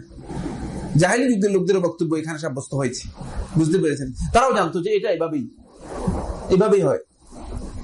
কিন্তু এই মাসআলার মধ্যে ইখতিলাফ করতেছে, দ্বিমত করতেছে যে মানে পৃথিবীর পশ্চিম আকাশে চাঁদ দেখলে তিনি পূর্ব আকাশে এসে তিনি সিয়াম পালন করবেন, অথচ তিনি কনফার্ম হচ্ছে যে তিনি চাঁদ দেখেন নাই। এটা আল্লাহ নবী সাল্লাল্লাহু আলাইহি ওয়াসাল্লাম হাদিসের পরিপন্থী, নির্দেশনার পরিপন্থী, সবকিছুর পরিপন্থী। কোন মূর্খতার উপর ভিত্তি করে, অথবা কোন মুস্তানাদের উপর ভিত্তি করে, কোন দলিলের উপর ভিত্তি করে তিনি এই বক্তব্যটি দিচ্ছেন, এটা আমরা জানি না, আমাদের বুঝে আসে না। এবং এই মাসআলা যেদিন থেকে উলামায়ে কেরামের মধ্যে ইখতিলাফুল মাতালি নিয়ে মানে আদৌ মানে লোকাল চাঁদ দেখার বিষয়টি গ্রহণযোগ্য হবে কি হবে না, এই বিষয় নিয়ে যেদিন থেকে মতবিরোধ হয়েছে আলেমদের সাথে, মানে আলেমদের মাঝে, সেদিন থেকে আরম্ভ করে 1400 বছর অতিক্রম করে গেছে, আলেমরা সবাই ঐক্যমতে মানে এই ব্যাপারে দ্বিমত পোষণ করে নাই যে পৃথিবীর সবখানেই মূলত লোকাল মুন সেটিং এর উপর নির্ভর করেই ঈদ এবং মানে এটাকে কি বলা হয়, সিয়াম, এটাই চলে আসতেছে 1400 বছর পর্যন্ত, এটাই চলে আসতেছে। এখন এসে মানে এই মতবিরোধ তৈরি করে, এখন লোকদের মধ্যে একটা বড় ধরনের উত্তেজনা তৈরি করা, মতবিরোধ তৈরি করা, কারণটা কি? কারণ হচ্ছে একটাই, সেটা হলো মাকসাদ ইম্মা আত-তাশাহহি, নিজের প্রবৃত্তি, নিজের ইগো। বুঝতে পেরেছেন কিনা? হেদায়েতের উদ্দেশ্য নয়, অথবা উম্মার হেদায়েতের উদ্দেশ্য নয়। উদ্দেশ্য, কোন ভালো উদ্দেশ্য এখানে নেই। কারণ ভালো উদ্দেশ্য থাকলে 1400 বছর পর্যন্ত উম্মাহ মানে এই উদ্দেশ্যে কাজ করেছে, যেভাবে যার উপর প্রতিষ্ঠিত ছিল, এটাকে পরিবর্তন করার কি প্রয়োজনীয়তা দেখা দিয়েছে? আদৌ কি কোনো প্রয়োজন আছে কিনা? কোনো প্রয়োজনীয়তা নেই। উদ্দেশ্য হচ্ছে এখানে মূলত ইগো, তাশাহহি। আরেকটা বিষয় হচ্ছে যেটা, সেটা হলো ইজহারাতুল ফিতনা। এর মাধ্যমে মূলত মুসলিম উম্মার মধ্যে আরেকটা নতুন ফিতনাকে কি করা, আরেকটু চাঙ্গা করা, নতুন ফিতনার উত্থান করা। কারণ নতুন একটা ফিতনা যদি উত্থান করতে পারেন, তাহলে আপনি নিজেকে একটু শেখ ভাব হয় আর কি। বুঝতে পেরেছেন কিনা? নিজেকে একটু মানে শেখ ভাব তৈরি করতে পারলেন। এটা আরেকটা বড় ধরনের বিভ্রান্তি। আমাদের মধ্যে কিছু সংখ্যক লোক এই কাজ করে যাচ্ছেন, মানে নিজেদের ফিতনাটাকে মানে আর একটু বড় করার জন্য। এর কারণ একটাই, সেটা হচ্ছে এই 1400 বছর আলেমদের যে বিষয়ে মূলত মৌন সুকুতের মাধ্যমে, মানে চুপ করে থাকার মাধ্যমে একটা অবস্থা তৈরি হয়েছে, একটা মতৈক্য তৈরি হয়েছে। এই মতৈক্যের বিষয়টি যাদের কাছে জানা নেই, তারা মূলত স্বেচ্ছায় এই মতৈক্যের বিপক্ষে গিয়ে একটা মতানৈক্য তৈরি করার কি করেছে, পথ বের করে নিয়ে এসেছে। মতানৈক্য তৈরি করার পথ বেশি। এই কারণ এখানে কোনো বাহেস গবেষক যদি চেষ্টা করেন, এই ধরনের মতানৈক্য তৈরি করতে পারেন। কারণ হলো তিনি মতৈক্যের জ্ঞান না থাকলেই তিনি মতানৈক্য তৈরি করতে পারবেন। অনেকগুলো মাসালা মধ্যে মতানৈক্য তৈরি করবেন। আপনি আসেন, শরীয়তের এমন কোন মাসালা নেই যে মাসালার মধ্যে দ্বিমত নেই, এমন কোন মাসালা নেই যে মাসালার মধ্যে দ্বিমত নেই। দ্বিমত আছে, একটা না একটা মত পাবেনই। এখন এই দ্বিমত থাকার কারণে কি আপনি মনে করেন যে কোরআন এবং হাদিসের অনুসরণটাকে বাদ দিতে হবে? আদৌ কি সম্ভব? জানতে হবে দ্বিমত থাকাটা কোরআন এবং হাদিসের অনুসরণকে বাদ দেওয়ার জন্য দলিল না। দ্বিমত থাকতেই পারে, কিন্তু সেক্ষেত্রে আমাদের মানহাজ রয়েছে, আমাদের কর্মনীতি আছে, আমাদের মেথোডোলজি রয়েছে, পদ্ধতি আছে, যে পদ্ধতির উপর ভিত্তি করে আমরা কোরআন এবং হাদিসের অনুসরণটাকে কি করতে পারবো, গ্রহণ করতে পারবো। সেই পদ্ধতিতে আপনাকে অনুসরণ অগ্রসর হতে হবে, সেই পদ্ধতির দিকে আপনাকে এগিয়ে যেতে হবে। 3 নম্বর পয়েন্ট, আল মুসাআদাতু আলা মারিফাতিল কওলিল মুখতার ফিল মাসাইলিল মুখতালাফ ফিহা। সাবাবুল খিলাফ যদি আপনি জানতে পারেন, আলেমদের মতবিরোধের কারণগুলো যদি আপনি বের করতে পারেন, যে কোনো মাসআলা, যেমন একটা মাসআলা আপনার যে কোনো, আপনি একটা মাসআলা বলেন, একটা মাসআলা বলেন, ফিকহের যে কোনো একটা মাসআলা বলেন। এই যে আপনি পা লম্বা করে যে বসে আছেন, একটা না অসুবিধা নেই, পা লম্বা করে বসে কোনো এতে গুনাহ নেই, অসুবিধা নেই। একটা মাসআলা বলেন, যে কোনো একটা মাসআলা বলেন। হ্যাঁ, যেমন উনি একটা মাসালা বলে দিয়েছেন, এটা আপনাদের মধ্যে সবচেয়ে বড় বিতর্কিত মাসালা, রফুল ইয়াদাইন, বুঝলেন না? রফুল ইয়াদাইনের মাসআলা নিয়ে আলেমদের মধ্যে 5টি কাউল রয়েছে। এবার বলছে সাইফুল্লাহ ভাই, এটার ইখতিলাফ আলোচনা করলে কালকে রাত পর্যন্ত আলোচনা হবে। বুঝতে পেরেছেন কিনা? এত সহজ মনে করেন না আপনারা? বুঝতে পেরেছেন কিনা? এই জন্য ফিকহের উপর মানে কঠিন বিষয় রয়েছে। কিন্তু দুইটি প্রসিদ্ধ অভিমত হচ্ছে, দুইটি প্রসিদ্ধ অভিমত রফুল ইয়াদাইনের ব্যাপারে। একটি জুমহুর উলামায়ে কেরাম গ্রহণ করেছেন, ইমাম শাফি রাহিমাহুল্লাহ তাআলা, ইমাম আহমদ ইবনে হাম্বল রাহিমাহুল্লাহ তাআলা এবং ইমাম মালিক রাহমাতুল্লাহর একটি কওল আব্দুর রহমান ইবনে কাসিম আত-তাকি রাহিমাহুল্লাহ তাআলা বর্ণনা করেছেন। আর আলী ইবনে দাউদ আত-তাহিরি রাহিমাহুল্লাহ তাআলা এবং আরো একদল আহলে হাদিস মুহাদ্দিসিন কেরাম এই বক্তব্যটি গ্রহণ করেছেন। সেটা হচ্ছে রফুল ইয়াদাইন হচ্ছে সুন্নাহ সালাতের মধ্যে, গায়রে তাকবীরাতুল ইহরাম, তাকবীরাতুল ইহরাম ছাড়া। তাকবীরাতুল ইহরাম তো বুঝেন, মানে তাকবীরা তাহরিমা ছাড়া, কিন্তু বুঝতে পেরেছেন, এটা হচ্ছে সুন্নাহ। বাকি ইমাম আবু হানিফা রাহমাতুল্লাহ আলাইহি এবং ইমাম মালিক রাহমাতুল্লাহ একটি কওল, বর্ণনা করেছেন সুহুনুন তার মুতাওয়ানার মধ্যে যে রাফুল ইয়াদাইন এটি মূলত রাসূল সাল্লাল্লাহু আলাইহি ওয়াসাল্লামের সুন্নাহ দ্বারা প্রমাণিত নয়, এটি সুন্নাহ নয়। এই দুটি কাউল রয়েছে। এখন এই যে দুটি ইখতিলাফ, এই ইখতিলাফ আলেমদের মধ্যে আছে এবং ইখতিলাফের তাদের মুস্তানাদ আছে। মানে তারা যে ইখতিলাফ করেছেন আপনি মনে করেন না যে তার শাহীর জন্য প্রবৃত্তির জন্য ইখতিলাফ করেছেন, মানে তাদের ইখতিলাফের কি রয়েছে, তাদের মুস্তানাদ, তাদের ইখতিলাফের জন্য দলিল তাদের কাছে রয়েছে, তাদের কাছে দলিল রয়েছে। এটাকে ভিত্তি করে এখন আপনি বলেন যেহেতু ইখতিলাফ রয়েছে সাইফুল্লাহ ভাই, সেহেতু এটা ইখতিলাফের কারণে মানে না করলে অসুবিধা কোথায়? না, ব্যাপারটা এমন নয়। যদি আপনার কাছে সহি দলিলের মাধ্যমে প্রমাণিত হয়, তাহলে সহি দলিলের মাধ্যমে কোনটি আল কাউলুল মুখতার, কোনটি গ্রহণযোগ্য বক্তব্য এই দুই কাউলের মাঝে অথবা এই পাঁচ কাউলের মাঝে কোনটি গ্রহণযোগ্য বক্তব্য, সেটা আপনাকে জেনে নিতে হবে। বুঝতে পেরেছেন কিনা? এই জন্য সাবাবুল খিলাফ যদি আপনি জানতে পারেন, আল মুসাআদাতু আলা মা'রিফাতিল কাউলিল মুখতার ফিল মাসাইলিল মুখতালাফি ফিহা, ইখতিলাফি মাসআলাগুলোর মধ্যে আপনি কোনটি গ্রহণযোগ্য বক্তব্য সেটা আপনি জানতে পারবেন যদি আপনি সাবাবুল খিলাফ জানতে পারেন। বুঝতে পেরেছেন কিনা? সাবাবুল খিলাফটা আপনি জানতে পারলে আপনার জন্য সহজ হয়ে যাবে। মনে করেন সাবাবুল খিলাফটা আমি আপনাদেরকে বলে দিই, তাহলে আপনারা খুব সহজে বুঝতে পারবেন। সাবাবুল খিলাফ হয়েছে এখানে আব্দুল্লাহ ইবনে মাসউদ রাদিয়াল্লাহু তাআলা এর আমল। সাহাবী ছিলেন কি ছিলেন না? সাহাবীদের মধ্যে নির্ভরযোগ্য ছিলেন কি ছিলেন না? সাহাবীদের মধ্যে শ্রেষ্ঠ জ্ঞানীদের মধ্যে একজন ছিলেন আব্দুল্লাহ ইবনে মাসউদ রাদিয়াল্লাহু তাআলা। নির্ভরযোগ্য সাহাবীদের মধ্যে একজন ছিলেন। কিন্তু আব্দুল্লাহ ইবনে মাসউদ রাদিয়াল্লাহু তাআলা থেকে সহিহ সনদে বর্ণিত হয়েছে আব্দুল্লাহ ইবনে মাসউদ রাদিয়াল্লাহু তাআলা তাকবীরাতুল ইহরাম ছাড়া আব্দুল্লাহ ইবনে মাসউদ রাদিয়াল্লাহু তাআলা রাফুল ইয়াদাইন করেন নাই।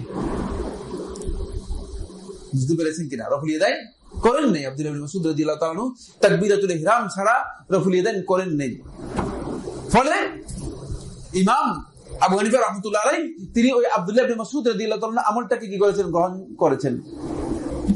কিন্তু এখানে ফিকহুল হানাফি লোকদের একটু চিন্তা করার বিষয় রয়েছে, সেটা হলো এই আমলটুকু আব্দুল্লাহ ইবনে মাসউদ রাদিয়াল্লাহু তাআলার আমল, কিন্তু আল্লাহ নবী সাল্লাল্লাহু আলাইহি ওয়াসাল্লামের আমল কি বাদ দেবেন কিনা?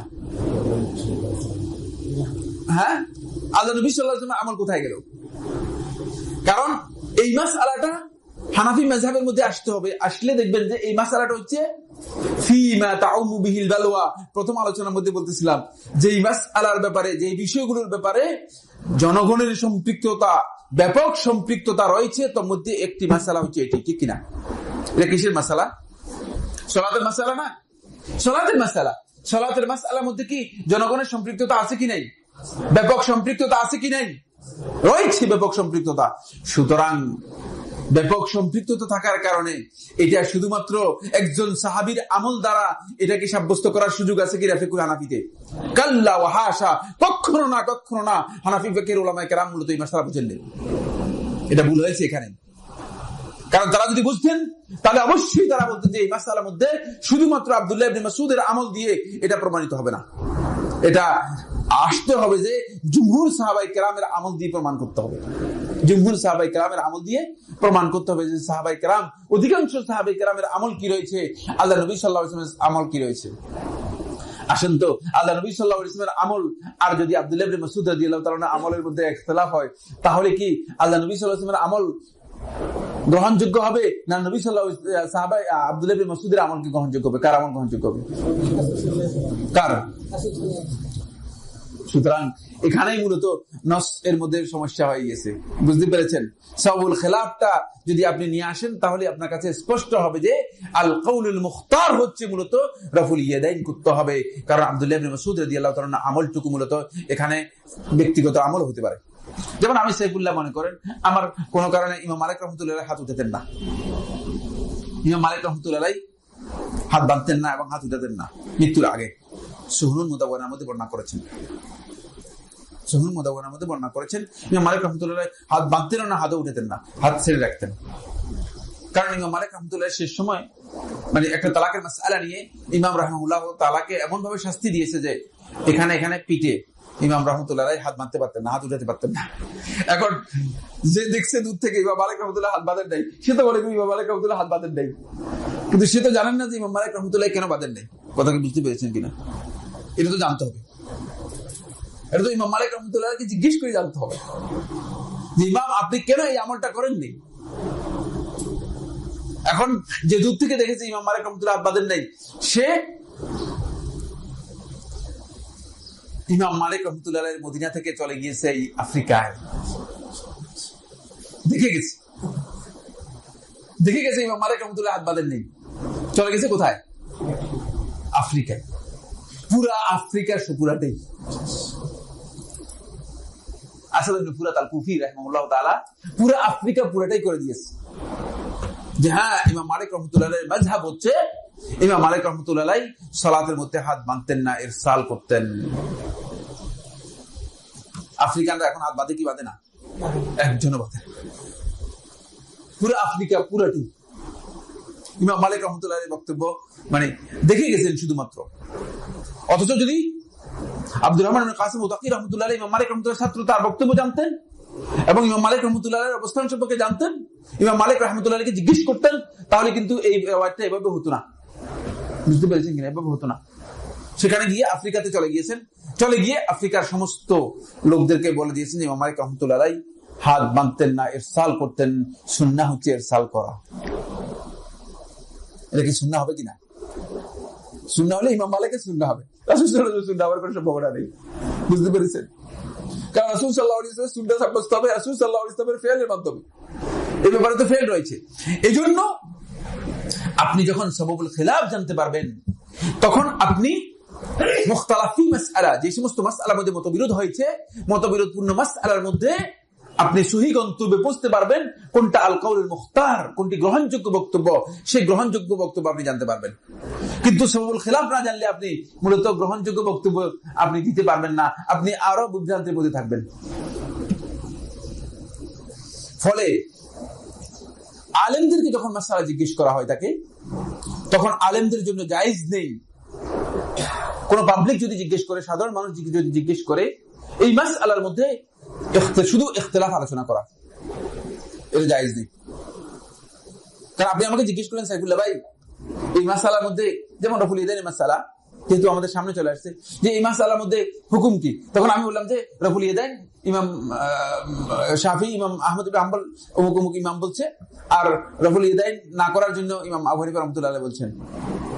চলে গেলাম। আপনি বেচারা কি কাজ করবেন? আমি করবোটা কি বললেন আপনি? এটি কোন কারণে মুজতাহিদ ফাকিহ অথবা বাহিস ফকিহ ব্যক্তির এই কাজ নয়। এখন ফকিহ যদি সাবাবুল খিলাফ না জানে, তিনি তারজিহ দিতে পারবেন না। কোনটাকে প্রায়োরিটি দিবেন, অগ্রাধিকার দিবেন, কোনটা এখানে গ্রহণযোগ্য মত, সেটা তিনি কি করতে পারবেন না, বের করতে পারবেন না। কথা কি বুঝতে পেরেছেন? এই জন্য সাবাবুল খিলাফ জানাটা খুবই গুরুত্বপূর্ণ। সাবাবুল খিলাফ না জানলে আপনি এখানে প্রায়োরিটি দিতে পারবেন না, আন্তাজের উপর বক্তব্য দিলে চলবে না।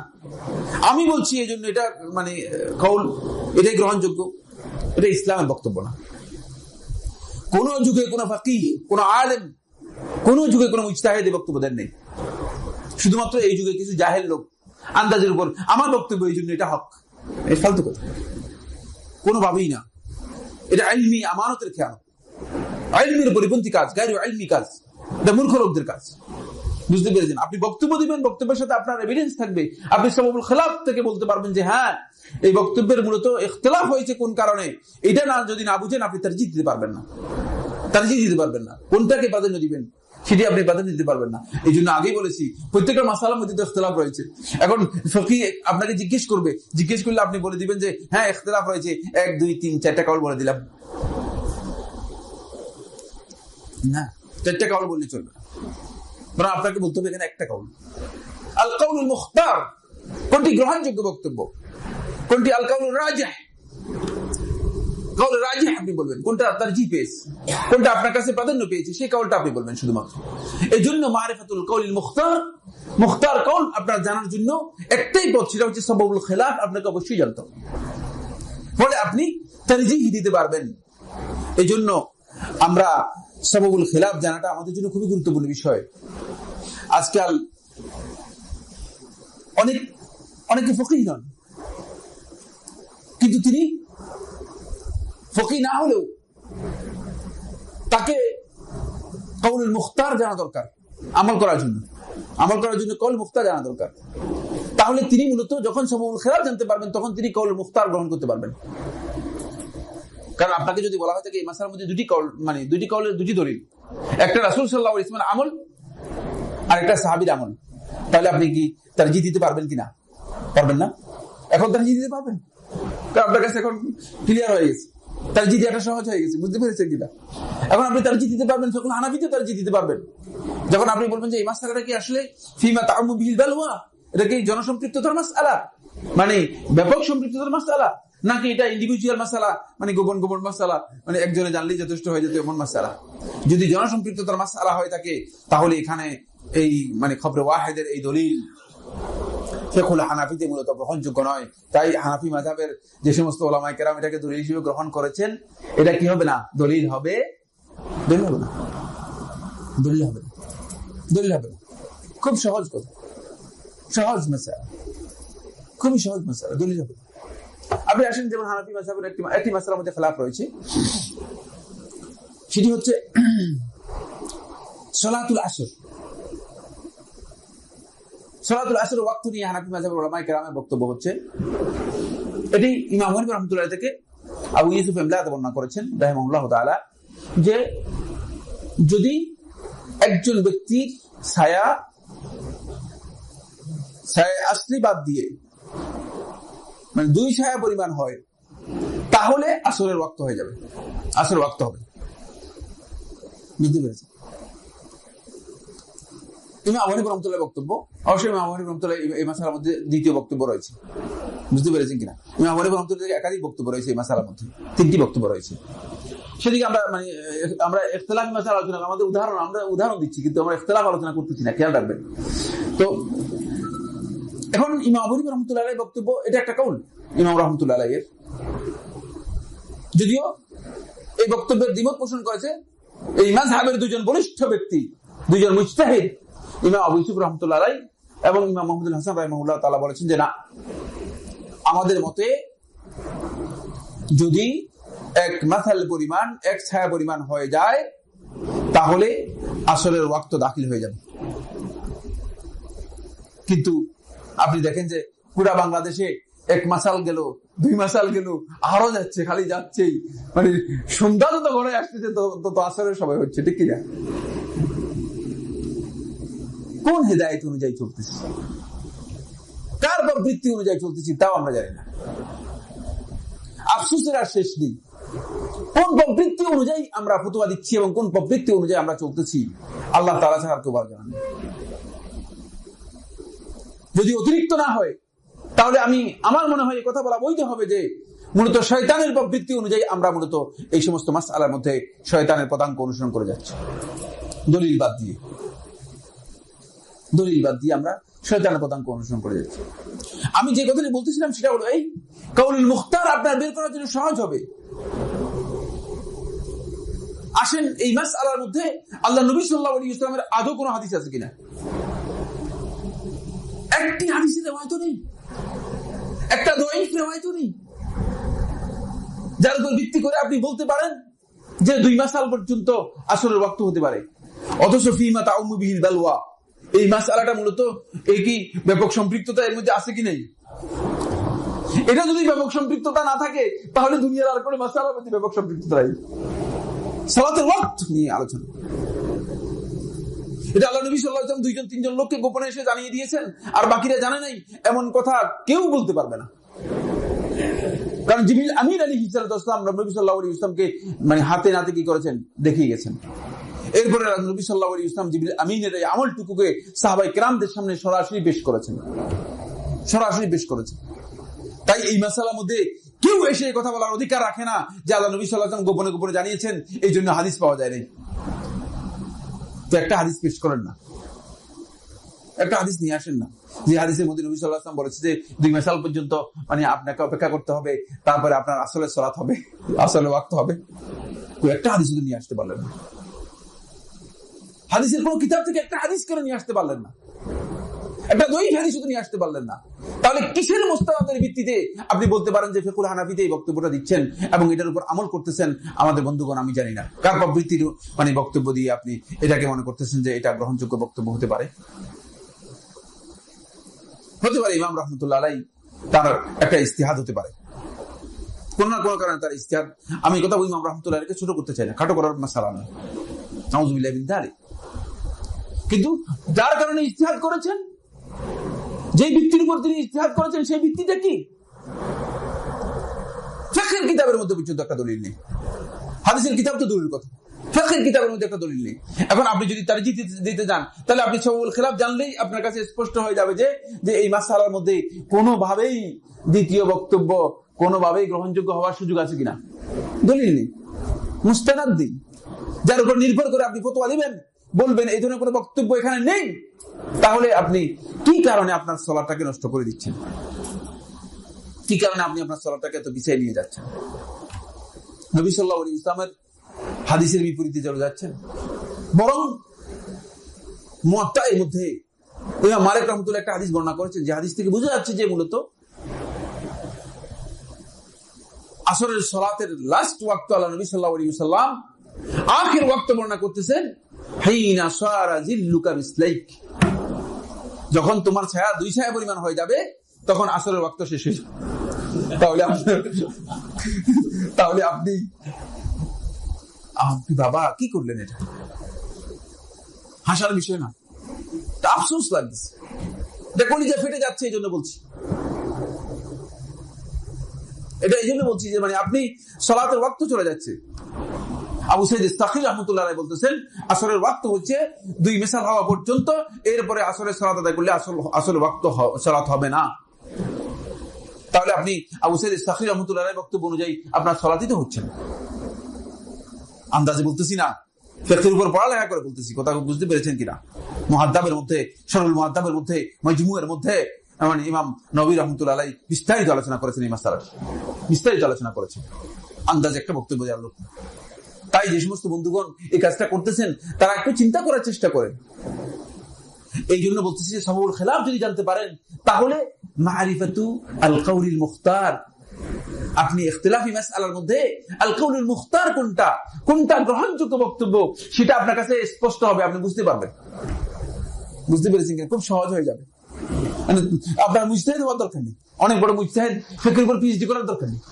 পিএইচডি না করেও আপনি দেখতে পারবেন যে মোটামুটি আপনার কাছে একটা নলেজ হবে, যে নলেজের মাধ্যমে আপনি বের করতে পারবেন যে হ্যাঁ, এটা কাউলুল মুখতার কোনোদিন হতে পারে না।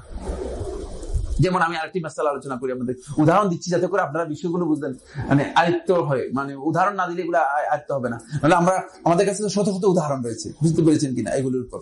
যেমন আরেকটি মাসআলা আমি আলোচনা করি, যেমন এই মাসআলাটা হচ্ছে কিরাত খালফাল ইমাম, সূরাতুল ফাতিহা ইমামের পিছনে পড়ার মাসআলা। সূরাতুল ফাতিহা ইমামের পিছনে পড়ার মাসআলা। এই মাসআলার মধ্যে ইমাম শেখ নাসিরউদ্দিন আলবানী রাহমাতুল্লাহ আলাইহি ভুল হয়ে গিয়েছে। আপনারা বলেন সাইফুল্লাহ ভাই, আপনি দেখি যে নাসিরউদ্দিন আলবানীর বিরুদ্ধে বলে লাগছেন। লা ওয়াল্লাহি, আল্লাহর কসম, তাকে আমি আল্লাহ রাব্বুল আলামিনের সন্তুষ্টির জন্য অনেক বেশি ভালোবাসি। তার বিরুদ্ধে লাগার উদ্দেশ্য নয়, উদ্দেশ্য হচ্ছে এই মাসআলা, কারণ ইমাম রাহমাহুল্লাহ তাআলার ভুল হওয়ার কারণে এই যারা সত্যিকার সুন্নাহ অনুসরণ করতেছে তাদের অনেকের ভুল হয়ে যাচ্ছে, সাবুল খিলাফ সম্পর্কে জ্ঞান না থাকার কারণে। বুঝতে পেরেছেন কিনা? সাবুল খিলাফ সম্পর্কে জ্ঞান না থাকার কারণে এই মাসআলার মধ্যে ভুল হয়ে যাচ্ছে। এই জন্য মূলত এই মাসআলাগুলো আপনাদের কাছে উদাহরণ আনতেছি, কারণ অন্য মাসআলাগুলো হানাফিদের আলোচনা হলে, হানাফিদের মাসআলাগুলো নিয়ে উদাহরণ আনলে সেখানে হয়তো তারা উপকৃত হতো, কিন্তু এখানে সবচেয়ে বেশি প্রয়োজন হচ্ছে এই সমস্ত মাসআলাগুলো। বুঝতে পেরেছেন? কারণ এখানে মিসগাইড হচ্ছে, লোকেরা মিসগাইড হচ্ছে। ইমাম শেখ নাসিরউদ্দিন আলবানী রাহমাতুল্লাহ আলাইহি তিনি বলছেন যে জাহরি কিরাতগুলোর মধ্যে ইমামের পেছনে সূরা ফাতিহা পড়তে হবে না, আর যে সমস্ত সালাতের মধ্যে ইমামগণ আওয়াজ করে লাউডলি সশব্দে কিরাত পড়ে থাকেন সেগুলোর মধ্যে, আর সিররি যে সমস্ত নামাজ আছে যেগুলোর মধ্যে কিরাত আওয়াজ না করে পড়া হয়ে থাকে, সেগুলোর মধ্যে ইমামের পিছনে কি করতে হবে? সূরা ফাতিহা পড়তে হবে। আল্লাহ নবী সাল্লাল্লাহু আলাইহি ওয়াসাল্লাম এই হাদিস নেই, নবী সাল্লাল্লাহু আলাইহি ওয়াসাল্লাম সহিহ বুখারী এবং যে সমস্ত হাদিসগুলোর মধ্যে বলেছেন সূরা ফাতিহা পড়ার ব্যাপারে স্পষ্ট বলেছেন, লা সালাতা লিমান লাম ইয়াকরা বিফাতিহাতিল কিতাব, যে সূরা ফাতিহা পড়লে তার সালাতই হলো না। আচ্ছা, এবার আমি প্রশ্ন করি আপনাদেরকে, যেই সমস্ত সালাতের মধ্যে ইমাম সাহেব মানে আওয়াজ করে কিরাত পড়ে থাকে, এটা শুধুমাত্র 6 রাকাত নামাজ, 6 রাকাতের মধ্যে। আপনি মনে করেন আল্লাহ নবী সাল্লাল্লাহু আলাইহি ওয়াসাল্লাম শুধুমাত্র 6 রাকাতের জন্য এই হাদিসটা বলেছেন আর বাকি নামাজের জন্য বলেন না? ব্যাপারটা এমন কিনা? তো প্রশ্নই আসে। তাহলে অবশ্যই নবী সাল্লাল্লাহু আলাইহি ওয়াসাল্লাম তাখসিস করতেন। তাহলে শেখ নাসির আলবানী রাহমাতুল্লাহ আলাইহি এখানে সাবাবুল খিলাফ না বুঝার কারণে শেখ রাহমাহুল্লাহ তাআলা এখানে ভুল হয়ে গিয়েছে। বুঝতে পেরেছেন কিনা? কারণ শুধু 6 রাকাতের জন্য, কারণ মাগরিবের 2 রাকাত, এশা 2 রাকাত, ফজরের 2 রাকাত, বাকিগুলোর মধ্যে তো ইমাম কেরাত আসতেই পড়ে, বাকি সবটার মধ্যেই তো কেরাত ইমাম সাহেব আসতেই পড়তেছে। তাহলে আল্লাহ নবী সাল্লাল্লাহু আলাইহি ওয়াসাল্লাম শুধুমাত্র 6 রাকাতের জন্য এই হাদিসটা বলেছেন। কিভাবে 6 রাকাতকে আপনি ইস্তিসনা করলেন?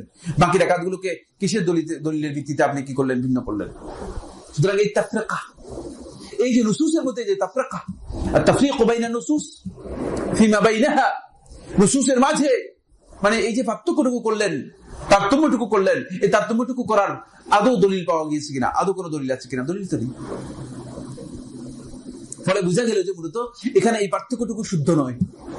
যদি শুদ্ধ হতো তাহলে এই পার্থক্যটুকু কি হতো? গ্রহণযোগ্য হতো। এই জন্য সাবাবুল খিলাফ জানতে পারলে আপনি আল কাউলুল মুখতার বের করতে পারবেন। প্রত্যেকটি মাসআলার মধ্যে আপনার কাছে জানা হবে যে শুধু 6 রাকাতের জন্য রাসূল সাল্লাল্লাহু আলাইহি ওয়াসাল্লাম ভিন্নভাবে হাদিস বলেছেন, এটা কোনোদিন হতে পারে না। কোনদিন এই হাদিসটা রাসূল সাল্লাল্লাহু আলাইহি ওয়াসাল্লাম সমস্ত সালাতের জন্য বলেছেন, সমস্ত সালাতের জন্য বলেছেন। শুধু 6 রাকাতের জন্য ভিন্ন নির্দেশনা, এই 6 রাকাত এখান থেকে ইস্তিসনা করা হয়েছে, এটা বলার কোনো সুযোগ নেই। কারণ রাসূল সাল্লাল্লাহু আলাইহি ওয়াসাল্লাম তাহলে একেবারে স্পষ্ট করে দিতেন। তাই আপনি সাবাবুল খিলাফটুকু জানতে পারলে আপনার কাছে স্পষ্ট হবে যে মূলত এই মাসআলার মধ্যে এই ইজতিহাদটুকু প্রযোজ্য নয়। এই জন্য ইমাম শাফিঈ রাহমাতুল্লাহ আলাইহি স্পষ্ট করে বলেছেন যে মূলত সালাতের রুকন হচ্ছে মূলত সূরা ফাতিহা। আচ্ছা, আপনি যখন আইমাতুল ইজতিহাদের কাছে যাবেন তখন আপনি দেখতে পাবেন যে সর্বনিম্ন ইজতিহাদ হচ্ছে এই মাসআলার মধ্যে সূরাতুল ফাতিহার মধ্যে, যে সূরা ফাতিহা সালাতের মধ্যে পড়া ওয়াজিব। সূরা ফাতিহা সালাতের মধ্যে পড়া কি ওয়াজিব। হানাফি মাযহাবের হুকুম কি কে বলতে পারবেন? হানাফি মাযহাবের হুকুম কি সূরা ফাতিহা পড়ার ব্যাপারে? একজন জানেন না এখানে? তাহলে আপনারা তো দেখেছি কোন মানে বলাহা করতেছেন না। সূরা ফাতিহা পড়া হচ্ছে ওয়াজিব হানাফি মাযহাবের মধ্যে। সূরা ফাতিহা সালাতের মধ্যে পড়া ওয়াজিব। যদি ওয়াজিব হয়, ওয়াজিব তরফ করলে হানাফি মাযহাবের নামাজ হবে কিনা? কি মনে করেন আপনারা? কত কি হবে? না, নামাজ হবে না। ও ইচ্ছা কিছু ওয়াজিব তরফ করলে তার নামাজ হবে না হানাফি মাযহাবে। তাহলে আপনি কি বলতেছেন? কোন মাসালা অনুযায়ী, কোন ফতোয়া দিয়ে আপনি এখানে আল কাউলুত তারজিহ কোনটা হবে? কেন সূরা ফাতিহা আপনি পড়তেছেন না? আপনি ওয়াজিবাতুস সালাত দেখেন, সালাতের ওয়াজিবগুলো দেখেন, দেখবেন যে সালাতের ওয়াজিবগুলোর মধ্যে উল্লেখ করে দিয়েছে সূরা ফাতিহা পড়া। যদি সূরা ফাতিহা পড়া সালাতের ওয়াজিবের মধ্যে অন্তর্ভুক্ত হয়, তাহলে তো সূরা ফাতিহা যদি ইচ্ছাকৃতভাবে কেউ তরক করে থাকে সালাতের মধ্যে, তাহলে তো তার সালাত হবে না। তাহলে আপনি কি বলতেছেন এই মাসআলার ব্যাপারে? কিভাবে আপনি এই ফতোয়া দিচ্ছেন? আসল ব্যাপার হচ্ছে কি, প্রবৃত্তির অনুসরণ এমন ব্যাপকতা লাভ করেছে যে যেখানে যেভাবে মানে যার যেভাবে চলতেছে সেভাবে তিনি ফতোয়া দিয়ে চলছেন। ফলে আন্দাজ অনুমানের উপর ভিত্তি করেই মূলত ফিকহের উপর ভিত্তি করে চলতেছে না, ফিকহের উপর ভিত্তি করে চলছে না। বুঝতে পেরেছেন? গবেষণার উপর ভিত্তি করে অথবা দলিলের উপর ভিত্তি করে যেই হুকুম দেওয়ার কথা ছিল সেটা হচ্ছে না, বরং হচ্ছে যেটা সেটা হলো ভিত্তি করা হচ্ছে কিসের উপর ভিত্তি?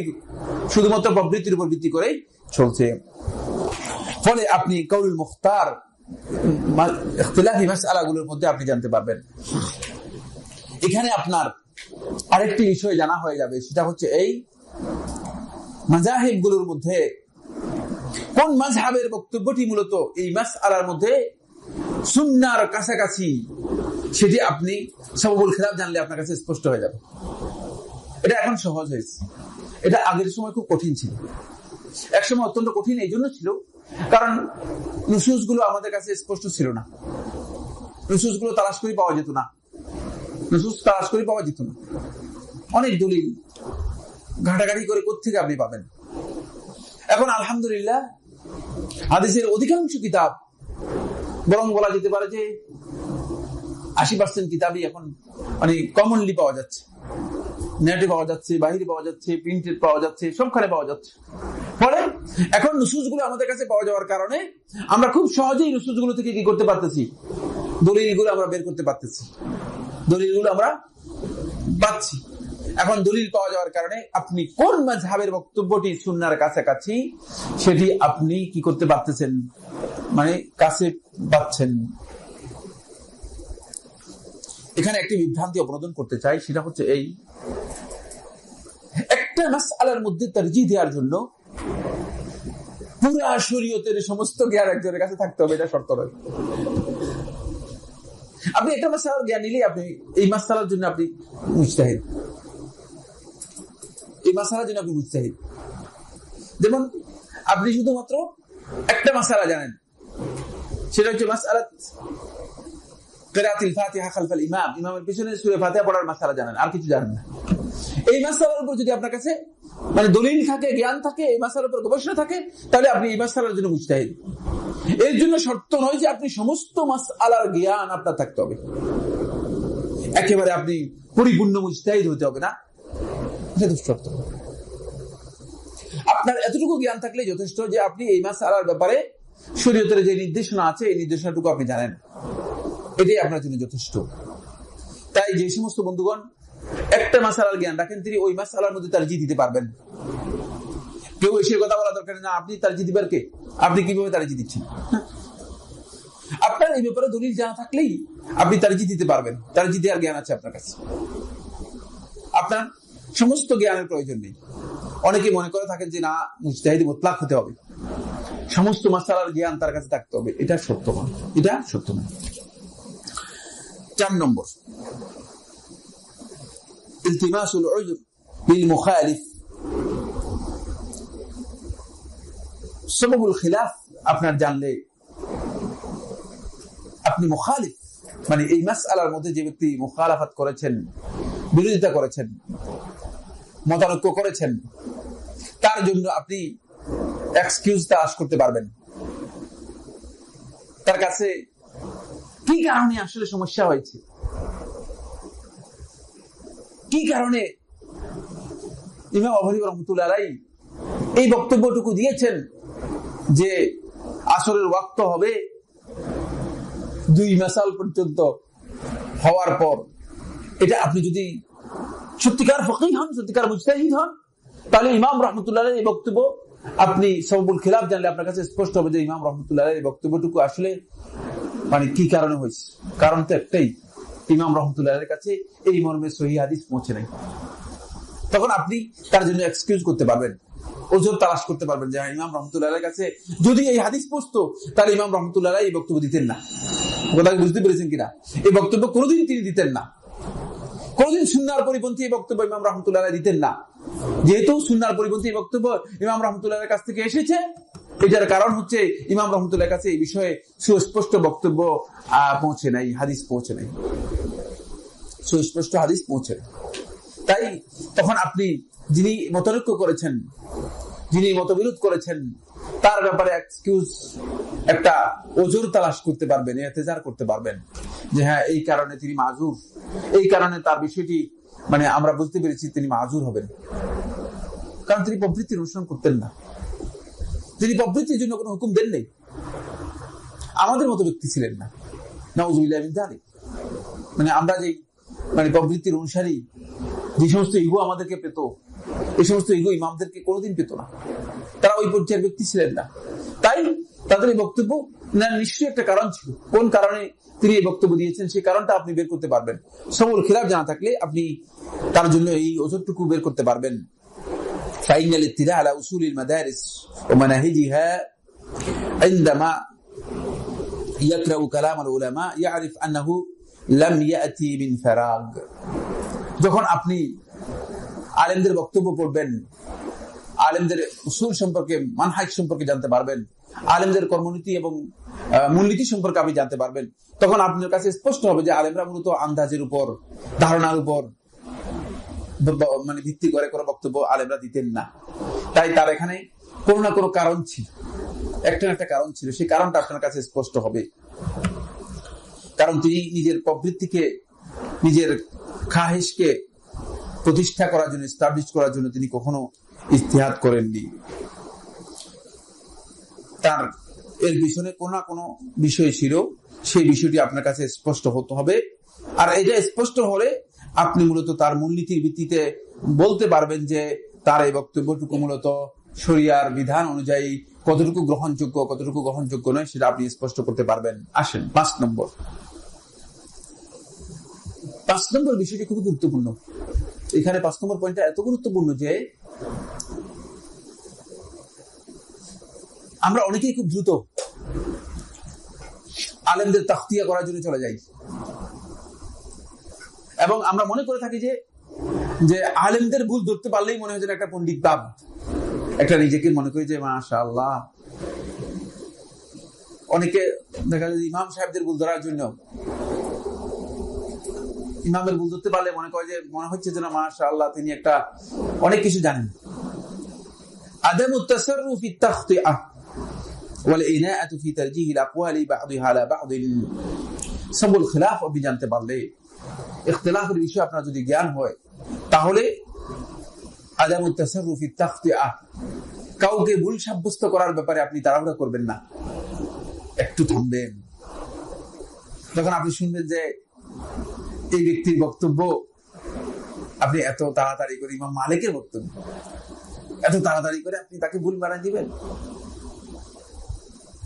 কারণ সে প্রথম শতকের লোক, আল্লাহ নবী সাল্লাল্লাহু আলাইহি ওয়াসাল্লামের কাছের সময়ের লোক। এত তাড়াতাড়ি করে তাকে আপনি তার ভুল ধরে ফেলবেন? রহমতুল্লাহ বক্তব্য হিজরি 2য় শতকের লোক, একবারে কাছের শতকের লোক, 1ম শতক থেকে 2য় শতক পর্যন্ত আল্লাহ নবী সাল্লাল্লাহু আলাইহি ওয়াসাল্লাম সাহাবীদের কাছের সময়ের লোক। কেউ কেউ তাকে তাবেঈ বলেছেন। সুতরাং তার ভুল সাব্যস্ত করার চেষ্টা করতে গেলে আপনার একটু থামতে হবে, একটু থেমে চিন্তা করে বলতে হবে। এই জন্য সওয়াল খিলাফ জানতে পারলে আপনি ইমামদের তাখতিয়া করার, আলেমদের তাখতিয়া করার, আলেমদের ভুল সাব্যস্ত করার বিষয়ে আপনার একটু ধৈর্য ধরতে হবে, একটু বুঝতে হবে, একটু খেয়াল রেখে যেতে হবে। ওয়াল ইনাআতু ফি তারজিহিল আকওয়াল, বিভিন্ন বক্তব্যের ব্যাপারে, মাসআলার মধ্যে বিভিন্ন মতবিরোধের ব্যাপারে আদমুল ইনা, আপনি আল ইনাআতু ফি তারজিহের ব্যাপারে, প্রাধান্য দেওয়ার ব্যাপারে আপনি একটু থামবেন, ধীরস্থিরতা অবলম্বন করবেন, তাড়াহুড়া করে তারজিহ দিবেন না। এমনি অনেকে দেখা যায় যে একটা কাউল পেলেই তিনি তারজিহ দিয়ে দিচ্ছেন না, একটু থামতে হবে। কারণ এই মাসআলার ব্যাপারে সওয়াল খিলাফ জানলে আপনার কাছে একটু থামার বিষয় থাকবে, তাড়াহুড়া করার বিষয় নাই, তাড়াহুড়া করে তারজিহ দিবেন না। অনেককে দেখা যায় যে তাড়াহুড়া করে তারজিহ দিয়ে দিচ্ছেন, এবং ফাকিহ নন যারা, তাদেরকে আমরা এটা লক্ষ্য করি, যাদের ফিকহের জ্ঞান নেই, ফিকহের ব্যাপারে যাদের অজ্ঞতা রয়েছে, তারা অনেকেই খুব তাড়াহুড়া করে কি করেন, ফতোয়া দিয়ে দেন, মাসআলা দিয়ে দেন। এটা কিন্তু ভুল কাজ, এটা ভুল কাজ। এই বিষয়গুলো নিয়ে খুব তান্নি করতে হবে।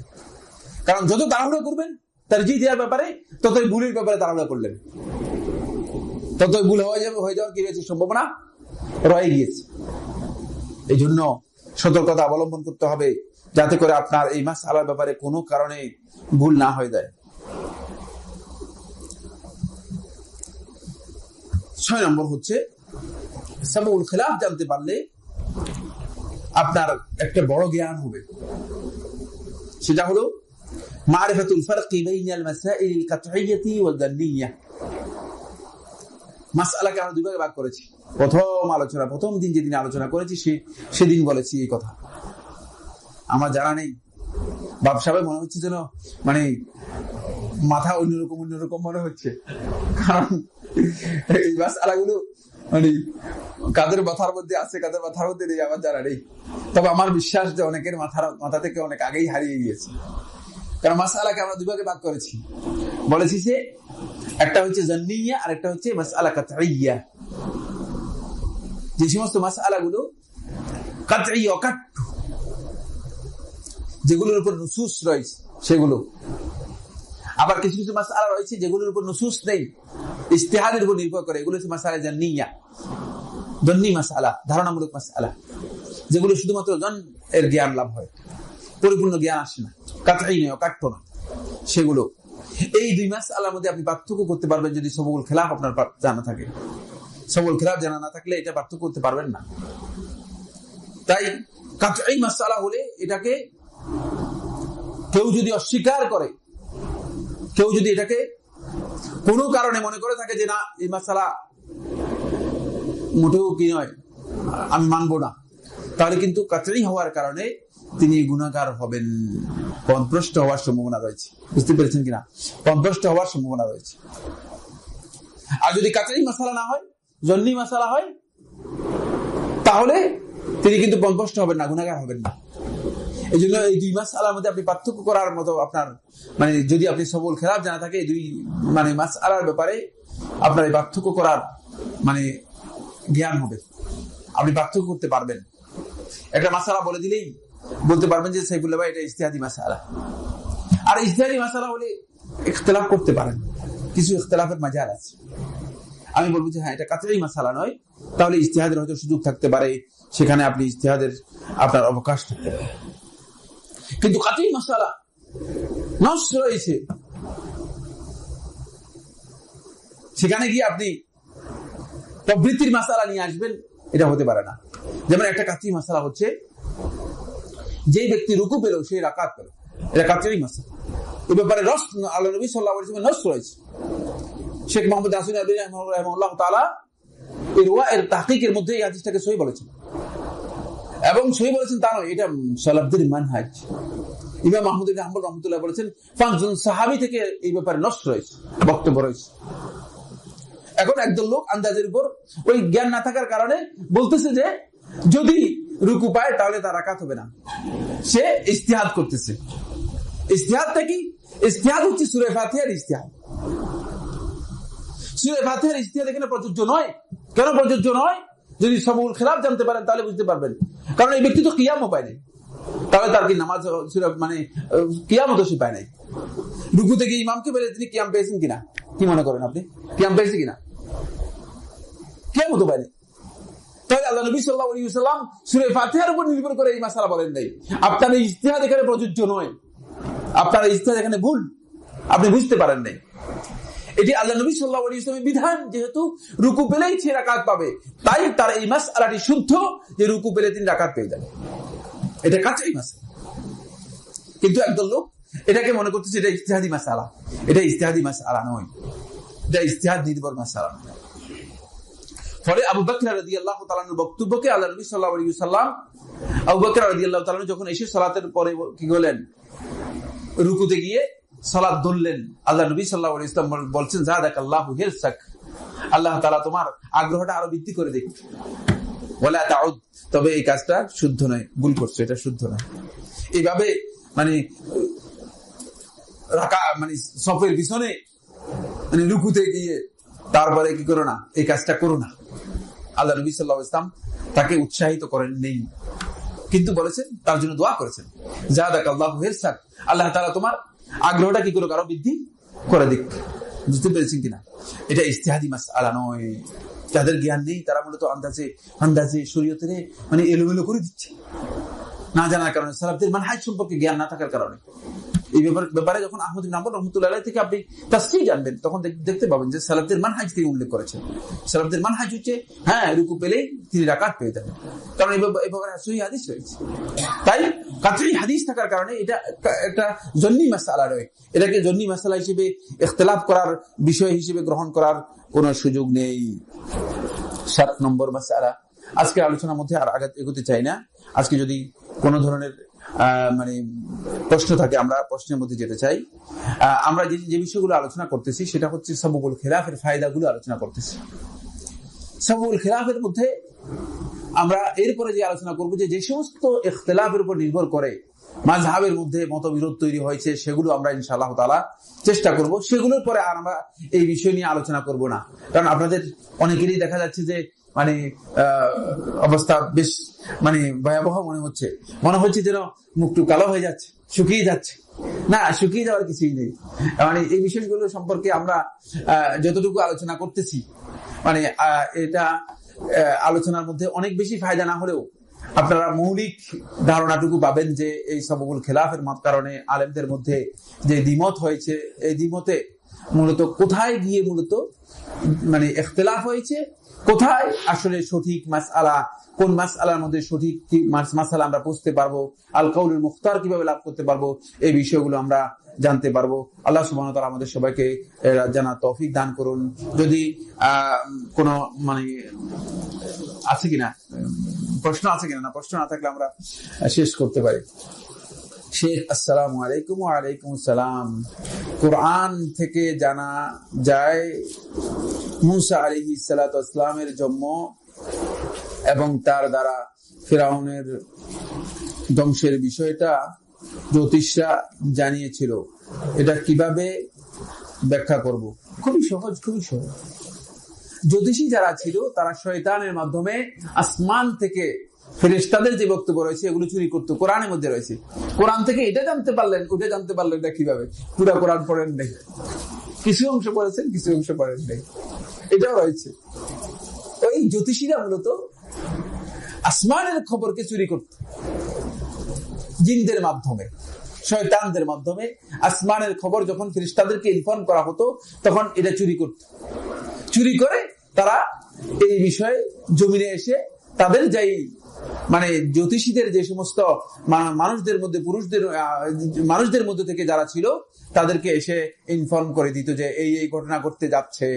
তখন তারা এই বিষয়ে কি করত? লোকদেরকে এই বিষয়ে জানিয়ে দিত এবং এর মাধ্যমে মূলত তারা মুসা আলাইহিস সালাতু ওয়াস সালামের খবরটি জানিয়েছিল। আসসালামু আলাইকুম। ওয়া আলাইকুম আসসালাম। মহিলাদের খাতনা করা কি ওয়াজিব? না, মহিলাদের খাতনা করা মাকরুহ, এটি মর্যাদাপূর্ণ কাজ। কেউ কেউ মুস্তাহাব বলেছেন। বিভিন্ন সমাজের মধ্যে এটি প্রচলিত আছে। মানে রাসূলুল্লাহ সাল্লাল্লাহু আলাইহি ওয়াসাল্লামের হাদিসের কমন নির্দেশনা থেকে মূলত এই বিষয়টি এসেছে। যদি কেউ করেন তিনি করতে পারেন, কিন্তু এটা মানে ওয়াজিব নয়। মহিলাদের পুরুষদের মতো ওয়াজিব যে মাসালাটি, এই মাসালাটি মহিলাদের জন্য প্রযোজ্য নয়। আর তা কত বছর বয়সের মধ্যে কিভাবে করতে হবে? হ্যাঁ, করতে হলে ছোট অবস্থায় করতে হবে, বড় হওয়ার পরে করা জায়েজ নেই। মানে ওয়াজিব বা ফরজ তরক করে মূলত এই খতনা করার বিধানটি প্রযোজ্য নয় মহিলাদের জন্য, যেহেতু মুস্তাহাব এর কাজের জন্য ফরজ বা ওয়াজিব নষ্ট করা জায়েজ নেই। বিসমিল্লাহ, বিসমিল্লাহ দিয়ে শুরু করেছেন। বর্তমানে কি লিখেছেন? সঠিক ফতোয়ার কিতাব কোনটি? সঠিক ফতোয়ার কিতাব বলতে এই ধরনের কিতাব সংকলন করা হয়নি, তবে ফতোয়া লাজনা দাইমা সৌদি আরবের সর্বোচ্চ ওলামা পরিষদের যে ফতোয়া রয়েছে সেটা আপনি কালেক্ট করতে পারেন। ফতোয়া হাইয়াত কিবারিল উলামা, সৌদি আরবের সর্বোচ্চ ওলামা পরিষদের যে ফতোয়া রয়েছে সেটা কালেক্ট করতে পারেন। তারপরে ফতোয়া উলামা বালাদিল হারাম, এই ফতোয়াটি কালেক্ট করতে পারেন। বালাদুল হারাম এর আলেমদের ফতোয়া, এটা কালেক্ট করতে পারেন। ফতোয়া উলামা আল হারামাইন শরীফাইন, এই ফতোয়াটি কালেক্ট করতে পারেন। কেমন? তারপরে মাজমু ফাতাওয়া আর শেখ আল ইমাম বিন বাজ রাহিমাহুল্লাহ, ইমাম আব্দুল আজিজ আব্দুল্লাহ বিন বাজ রাহিমাহুল্লাহ তাআলার যে ফতোয়া কিতাবটি রয়েছে এটি প্রায় 19 খণ্ডে, এটা কালেক্ট করতে পারেন। যেমন মাকালাত মুতানাওয়িআ ওয়া ফাতাওয়াত মুতানাওয়িআ লিশেখ মুহাম্মদ সালেহ উসাইমিন রাহিমাহুল্লাহ তাআলা, শেখ মুহাম্মদ সালেহ উসাইমিন রাহিমাহুল্লাহ তাআলা এই ফতোয়ার কিতাবটি গ্রহণ করতে পারেন। এগুলো মূলত ফতোয়ার অত্যন্ত নির্ভরযোগ্য কিতাব, যেগুলো থেকে উপকৃত হতে পারবেন, সেগুলো আপনি কালেক্ট করতে পারেন। আমাদের দেশে প্রচলিত কিতাবগুলো যেমন হিদায়া ইত্যাদি সহি কিনা? না, এগুলো তো ফিকহের কিতাব এবং এই কিতাবগুলোর মধ্যে ওলামায়ে কেরাম তাদের ইজতিহাদ অনুযায়ী লিখেছেন। এগুলো থেকে সহি বক্তব্য আপনাকে জেনে তারপরে বের করতে হবে। এটি মূলত মানে নির্ভরযোগ্য ফতোয়ার কিতাব নয়, এগুলো ফিকহের কিতাব। এগুলোর মধ্যে মতবিরোধ রয়েছে, ইখতিলাফি বিষয়গুলো আলোচনা করেছে। কখনো কখনো মাযহাবের মধ্যে ইখতিলাফ রয়েছে, সেগুলো আলোচনা করেছেন। কখনো কখনো মাযহাবের বাইরে যে ইখতিলাফ রয়েছে সেগুলো আলোচনা করেছেন। আসসালামু আলাইকুম। ওয়া আলাইকুম আসসালাম। ইদানিং আমি বেশ কিছু পরীক্ষার কি লিখেছেন মধ্যে দিয়ে যাচ্ছি।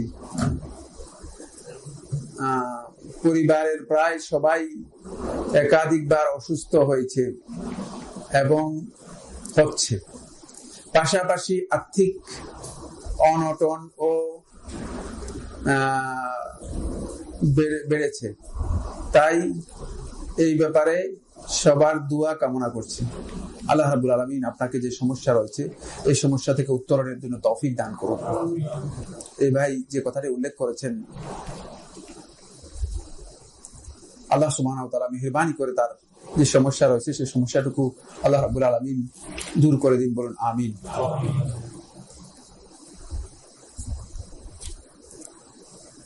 আমার নানা লিখেছেন, মারা যাওয়ার পর তার প্রতিবন্ধী সন্তান হিসেবে আমার, একটু পড়ে দিলে ভালো হয়, মানে লাইটের কারণে, মানে লাইটটা সরাসরি আসার কারণে আমি করতে পারছি না। আমার নানা মারা যাওয়ার পর তার সন্তান হিসেবে আমার এক খালা তা পাওয়ার যোগ্য হয়, হ্যাঁ, আর বাকি সন্তানরা তা পাওয়ার যোগ্য হয়, কিন্তু তারা প্রতিবন্ধী হয়, শুধু খালা প্রতিবন্ধী পাবে, কিন্তু নানা অন্য সন্তানরা এই সুযোগ করার জন্য শহীদ দিতে না বা ভাগ থেকে যে তাদের তথ্য রয়েছে, কারণে আমার বাবার শনাক্ত করে সেই জাল অবস্থা ঠিক করেন, এই সেই জাল করা না, জাল করা কোনো অবস্থায় জায়েজ নেই, জাল করার কোনো অবস্থায় জায়েজ নেই।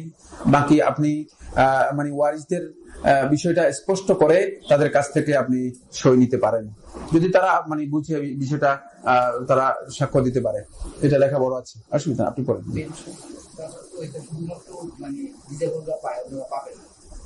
হোক মানে, কিন্তু সই তো জাল করতে পারবে না, অন্যরা অন্যদেরকে বুঝালে জিনিসটা তারা অবশ্যই সিগনেচার করে দেবে। হ্যাঁ,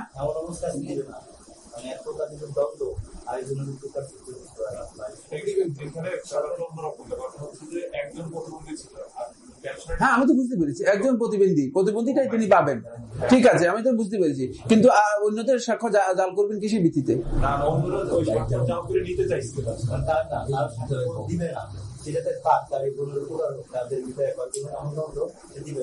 হ্যাঁ, কোনো অবস্থায় দিয়ে দিবেন। তারা এই বোনের কষ্ট তারা এই বইটা দিবে না, সে টাকা না পায়, এই অবস্থাটা। এই অবস্থা আমার মনে হচ্ছে যেন মানে কোর্টের উকিলের সাথে পরামর্শ করে নেওয়াটাই সবচেয়ে উত্তম। তবে কোনোভাবেই জাল জালিয়াতি করার সুযোগ নেই, জাল জালিয়াতির অনুমোদন ইসলামের মধ্যে নেই। জি, হ্যাঁ, বুঝতে পেরেছি। একটি সরকারি হাসপাতালের দেয়ালে নিচের হাদিসটি লিখা দেখলাম, হাদিসটির ব্যাখ্যাটি কি সহিহ? হে আল্লাহ, আমি আপনার কাছে আশ্রয় চাই জাহাদুল বালা, সম্পদের তুলনায় অধিক সন্তান থেকে। না, হাদিসের ব্যাখ্যাটা ভুল করে দিয়েছেন, হাদিসের ব্যাখ্যা ভুল হয়েছে।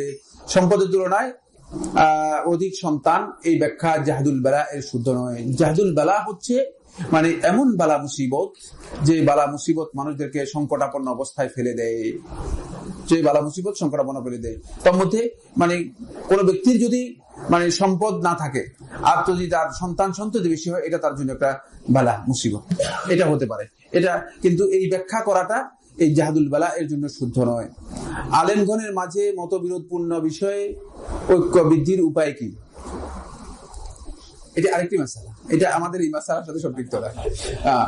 আলেমদের মাঝে মতবিরোধপূর্ণ মাসআলার মধ্যে ঐক্য বৃদ্ধির জন্য অনেকগুলো প্রজেক্ট কাজ করা উচিত, কিন্তু দুঃখের বিষয় হচ্ছে এই যে আলেমদের, জি, আমাদের এখানে দাস করেন, অর্থাৎ আপনি যেমন এক সপ্তাহ করেন উনি এক সপ্তাহ করেন, উনি কিন্তু বলছেন যে ইমামের পিছনে জাহির পিছে ফেরাত যখন হবে তখন সূরা ফাতিহা পড়তে হবে না। আমরা ইখতিলাফি মাসআলা নিয়ে আলোচনা করি নাই, আমরা উদাহরণ দিয়েছি।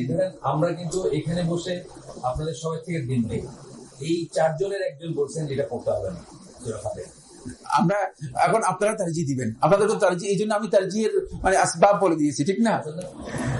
হতে পারে কিন্তু মানে কেউ হয়তো এই কথা বলতে পারে, তবে আমি বলেছি যে শেখ মোহাম্মদ নাসিরউদ্দিন আলবানী রহমাতুল্লাহ আলাইহি মাসআলার মধ্যে ভুল হয়েছে, বলছি কিনা, কারণ আমি সওয়াবুত তারজিহ বলেছি কিনা, সুতরাং আপনাদের কাছে সওয়াবুত তারজিহ সহ বলে দিয়েছি। এখন আপনারাই এই মাসআলার মধ্যে সওয়াবুত তারজিহ যেহেতু মানে আপনাদেরকে দেয়া আছে, আপনারা তারজিহ দিতে পারবেন। কারণ এখানে জানতে হবে, আমাদেরকে এখানে জানতে হবে যে ইখতিলাফ তো আলেমদের মধ্যে হয়েছে, এটা আগে বলে দিয়েছি, ইখতিলাফ হয়েছে। এখন ইখতিলাফ কি আল্লাহ নবী সাল্লাল্লাহু আলাইহি ওয়াসাল্লামের এই হাদিসটা, মানে লা সালাতা লিমান লাম ইয়াকরা বিফাতিহাতিল কিতাব, এই হাদিসটা শুধুমাত্র আল্লাহ নবী সাল্লাল্লাহু আলাইহি ওয়াসাল্লাম 6 রাকাত ছাড়া বাকি রাকাতের ব্যাপারে বলেছেন, এই কথা হবে নাকি সমস্ত নামাজের জন্য বলেছেন? এটা দুনিয়ার কোনো আলেম বলেনি। কিন্তু নবী সাল্লাল্লাহু আলাইহি ওয়াসাল্লাম শুধুমাত্র এই 6 রাকাত ছাড়া বলেছেন না, প্রশ্নই আসে না। খুবই সহজ বিষয় না, মানে আমি আর কোনো বক্তব্য নিতে চাই না। খুবই সহজ কথা, নবী সাল্লাল্লাহু আলাইহি ওয়াসাল্লাম কমন বক্তব্য দিয়েছেন, লা সালাতা এটা সমস্ত সালাতের জন্য বলেছেন। এমন কোন মানে সালাতের জন্য বলেন নাই যে সালাতের জন্য এটা প্রযোজ্য হবে না, সমস্ত সালাতের জন্য প্রযোজ্য হবে। যদি নবী সাল্লাল্লাহু আলাইহি ওয়াসাল্লাম সুনির্দিষ্ট কোন সালাতের জন্য বলতেন, তাহলে নবী সাল্লাল্লাহু আলাইহি ওয়াসাল্লাম নির্দিষ্ট করে যেতেন, অবশ্যই নির্দিষ্ট করে যেতেন। কিন্তু মানে এখন এই মাসআলার মধ্যে আলেমদের দ্বিমত রয়েছে।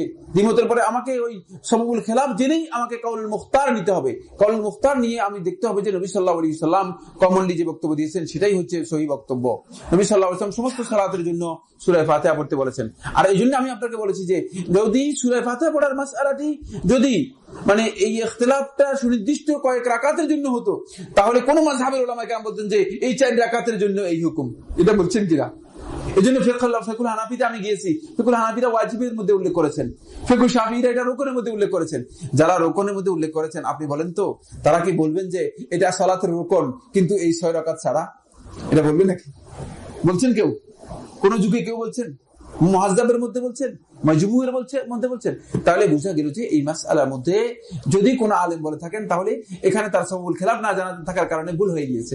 ভুল হতে পারে, কোন আলেমের ভুল হতে, আমাদের এখানে দারাস দিলে যে তার ভুল হবে না বা আমার যে ভুল হবে না একথা বলার সুযোগ নেই। আপনাদের কাছে সবুল খেলাফ সহ তার জির আসবাব সহ আমরা বলে দিয়েছি, এখন আপনারা নিজেরাই সেটা বের করতে পারবেন আপনাদের। আমি আরেক মাসআলার মধ্যে আলোচনা করতেছি, সেটা হচ্ছে আলেমদের মধ্যে মতবিরোধ। এই নিয়ে মূলত কোন প্রজেক্ট, আলেমদের মতবিরোধ এ নিয়ে মানে ঐক্যের জন্য কোন প্রজেক্ট কাজ করে নেই, বরং আলেমদের মতবিরোধকে উস্কিয়ে দেওয়ার জন্য যত প্রজেক্ট।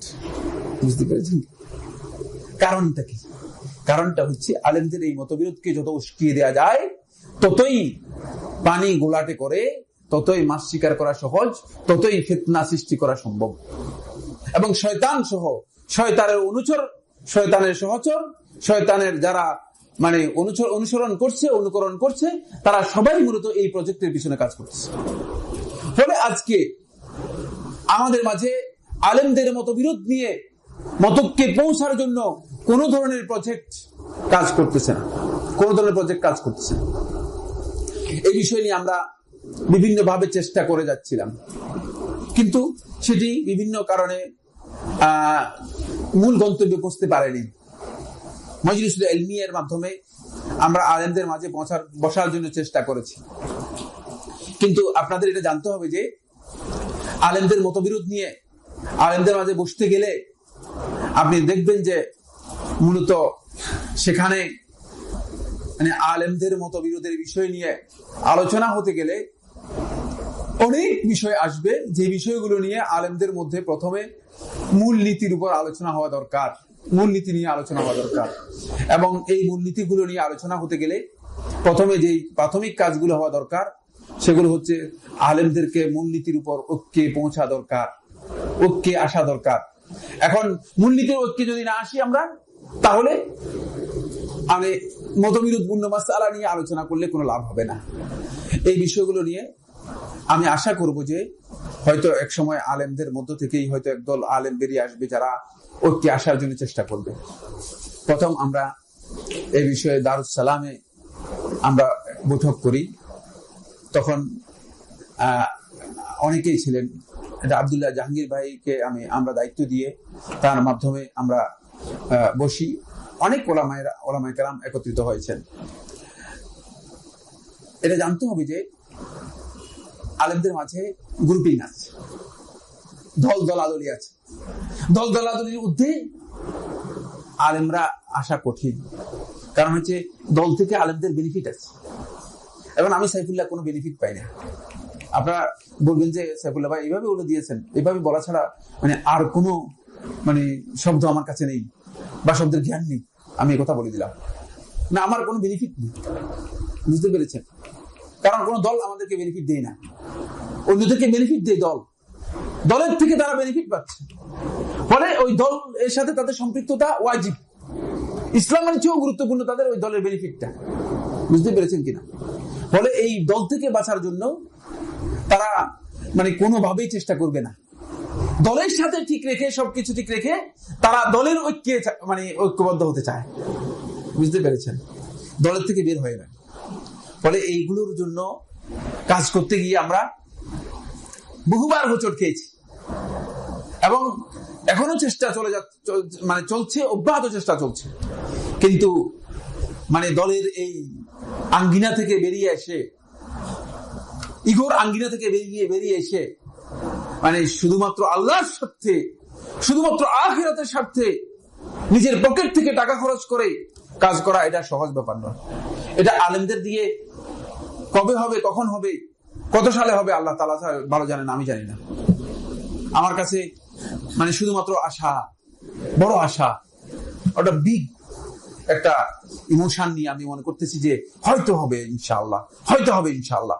এই চেষ্টাটুকু আমরা এই জন্য অব্যাহত রেখে যাচ্ছি।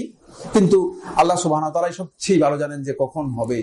তবে যদি হয়, এটি মূলত মুসলিম উম্মার জন্য অনেক ভালো, আমাদের জন্য অনেক ভালো, বিভ্রান্তি থেকে বাঁচার জন্য অনেক ভালো। কয়েকটা মাসালার মধ্যে ইখতিলাফ, এটা কিচ্ছু না, এটা কিন্তু অনৈক্যের কারণ না। উসুলের মধ্যে যদি দ্বিমত না থাকে, এই মাসালার মধ্যে মানে কিরাত ফাতিহার মাসালার মধ্যে যদি দ্বিমত হয়, এটা কিচ্ছু আসে যায় না। এটা হতে পারে। এরকম কয়েকটা মাসালার মধ্যে মানে কয়েকজন আলেমদের সাথে আমাদের দ্বিমত আছে।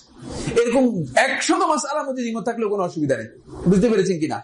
মূল যে মূলনীতি রয়েছে উসুল, এই উসুলের ব্যাপারে যদি ঐক্যমত থাকে, তাহলে এই 2-3টা মাসালার মধ্যে দ্বিমত থাকলে এটা কোনো অসুবিধা নেই। এই 2-3টা মাসালার মধ্যে আপনারা এটা যদি আরেকজনের মাসালা গ্রহণ করেন, আমার কোনো দ্বিমত নেই, আপনারা গ্রহণ করতেই পারেন। বাকি আপনারা সেক্ষেত্রেও আপনাদের জন্য সওয়াবুল খেলাফ জেনে নিয়ে তারজিহ দেওয়াটা আপনাদের জন্য উত্তম হবে, কোনো সন্দেহ নেই। আমার সন্তানকে কওমি মাদ্রাসায় পড়াতে চাই, পড়ান, খুব ভালো। সহিহ আকীদা ও মানহাজ অনুসরণ করে পাঠদান করা হয় এমন কিছু কওমি মাদ্রাসার নাম বললে উপকৃত হব ইনশাআল্লাহ। একেবারেই পারলাম না, আমি দুঃখিত যে সহিহ আকীদা ও মানহাজ অনুযায়ী একটি মাদ্রাসার নাম আমি উচ্চারণ করতে পারবো, এটা আমার জানা নেই। আমি এই জন্য খুব দুঃখ প্রকাশ করতেছি, আপনাদের কাছে ক্ষমা চেয়ে দিচ্ছি। এটা আমাদের দুঃখের বিষয়। মানে আমাদের সবচেয়ে বড় দুঃখ হচ্ছে এই জায়গায় যে আমরা আসলেই মানে দ্বীনি প্রতিষ্ঠান না করে আমরা দলাদলিতে বেশি মানে খুব অগ্রগামী ভূমিকা পালন করতেছি। প্রতিষ্ঠানের অভাব আছে আমাদের মধ্যে, সহিহ প্রতিষ্ঠানের যথেষ্ট অভাব। তারপরেও চেষ্টা করা হচ্ছে, কম বেশি মাদ্রাসা করার জন্য চেষ্টা করা হচ্ছে এবং অনেক মাদ্রাসা আছে। তবে এই সমস্ত মাদ্রাসাগুলোর মধ্যে যেটা ভালো, এখন সেই মাদ্রাসা আপনাকে পড়াতে হবে। এগুলোর মধ্যে যেটা ভালো সেখানে আপনাকে পড়াতে হবে। একটি কাজ যেটি রাসূল সাল্লাল্লাহু আলাইহি ওয়াসাল্লাম করেননি, সে কাজ যদি বড় ইমাম যেমন ইমাম মালিক রাহমাতুল্লাহ আলাইহি, ইমাম আবু হানিফা রাহমাতুল্লাহ আলাইহি করে থাকেন, সেটাকে কি সুন্নাহ বলা যায়? এই কাজ করলে সওয়াব পাওয়া যাবে? আপনি এতক্ষণ পর্যন্ত আমাদের দার্সে বসেছেন, একটা শব্দ বুঝেন নেই, এই জন্য আমি দুঃখ প্রকাশ করছি। বুঝতে পেরেছেন কিনা? প্রশ্ন করেছেন, প্রশ্ন থেকে আমি বুঝতে পেরেছি একটা শব্দ বুঝেন নেই। আর 2 নম্বর ব্যাপার হচ্ছে, কোন কাজ মানে ইমামদের মানে যদি করে থাকেন অথচ আল্লাহ নবী সাল্লাল্লাহু আলাইহি ওয়াসাল্লাম করেন নাই, এটা এই 2জন ইমামের নাম উল্লেখ করেছেন যে এই 2জন ইমাম কোনোদিন করবেন না। হতে পারে যে ইমামদের কাছে এই বিষয়ে মানে সরাসরি কোনো নস বা দলিল প্রমাণিত হয়নি, এই কারণে হয়তো তারা এই কাজটি করেছেন। বাকি ইমামগণ যদি কোনো কাজ করে থাকেন, এটা ইমামদের ব্যক্তিগত সুন্নাত। আমরা বলার উদ্দেশ্য হচ্ছে এটা রাসূল সাল্লাল্লাহু আলাইহি ওয়াসাল্লামের সুন্নাহ নয়, এর কথা বোঝার জন্য, এটা যাতে আমরা বুঝতে পারেন। কাদিয়ানীরা কাফের, এ কথা কি আমি বলতে পারি? আমি নই, সবাই বলতে পারবেন। কাদিয়ানীদের আকীদা সম্পূর্ণরূপে কুফরি, কাদিয়ানীরা ইসলাম থেকে সম্পূর্ণরূপে খারিজ, এতে কোনো সন্দেহ নেই। কাদিয়ানীরা কাফের, এটা বলতে কোনো অসুবিধা নেই। এরপরে লিখেছেন ইমামের কেরাত কি মুক্তাদির কেরাত যথেষ্ট? এটা কিভাবে আমল করতে হবে? না, প্রশ্নই আসে না। ইমামের কেরাত মুক্তাদির কেরাত যথেষ্ট হলে ইমামের রুকু মুক্তাদির রুকু যথেষ্ট, ইমামের সূরা মুক্তাদির সূরা যথেষ্ট, ইমামের তাসবিহ মুক্তাদির তাসবিহ যথেষ্ট, ইমামের দোয়া মুক্তাদির দোয়া যথেষ্ট, ইমামের সানা মুক্তাদির সানা যথেষ্ট। তাহলে সবটাই যথেষ্ট। আর আপনি বাড়িতে থাকেন আর ইমাম নামাজটা আদায় করে দেন। এই ফালতু মাসালা, ফালতু নামাজ আল্লাহ নবী সাল্লাল্লাহু আলাইহি ওয়াসাল্লাম শিক্ষা দেন নাই, সাহাবায়ে কেরাম এই নামাজ আমাদেরকে শিখান নাই। বুঝতে পেরেছেন কিনা? বরং ইমামের কেরাত মুক্তাদির কেরাত ইমামও কেরাত পড়বে, মুক্তাদি ইমামের অনুসরণ করবে, যেখানে যেখানে অনুসরণ করতে বলা হয়েছে ইমাম কেরাত পড়বে, মুক্তাদিও সূরা ফাতিহা পড়বে যেখানে মুক্তাদিকে পড়তে বলা হয়েছে। এই ব্যাপারে সুস্পষ্ট আল্লাহ নবী সাল্লাল্লাহু আলাইহি ওয়াসাল্লামের হাদিস সাব্যস্ত হয়েছে। হাযা ওয়া সাল্লাল্লাহু আলা নবিয়িনা মুহাম্মদ ওয়া আলা আলিহি ওয়া আসহাবিহি ওয়া সাল্লাম। সুবহানাকাল্লাহুম্মা ওয়া বিহামদিকা আশহাদু আল্লা ইলাহা ইল্লা আনতা আস্তাগফিরুকা ওয়া আতুবু ইলাইক।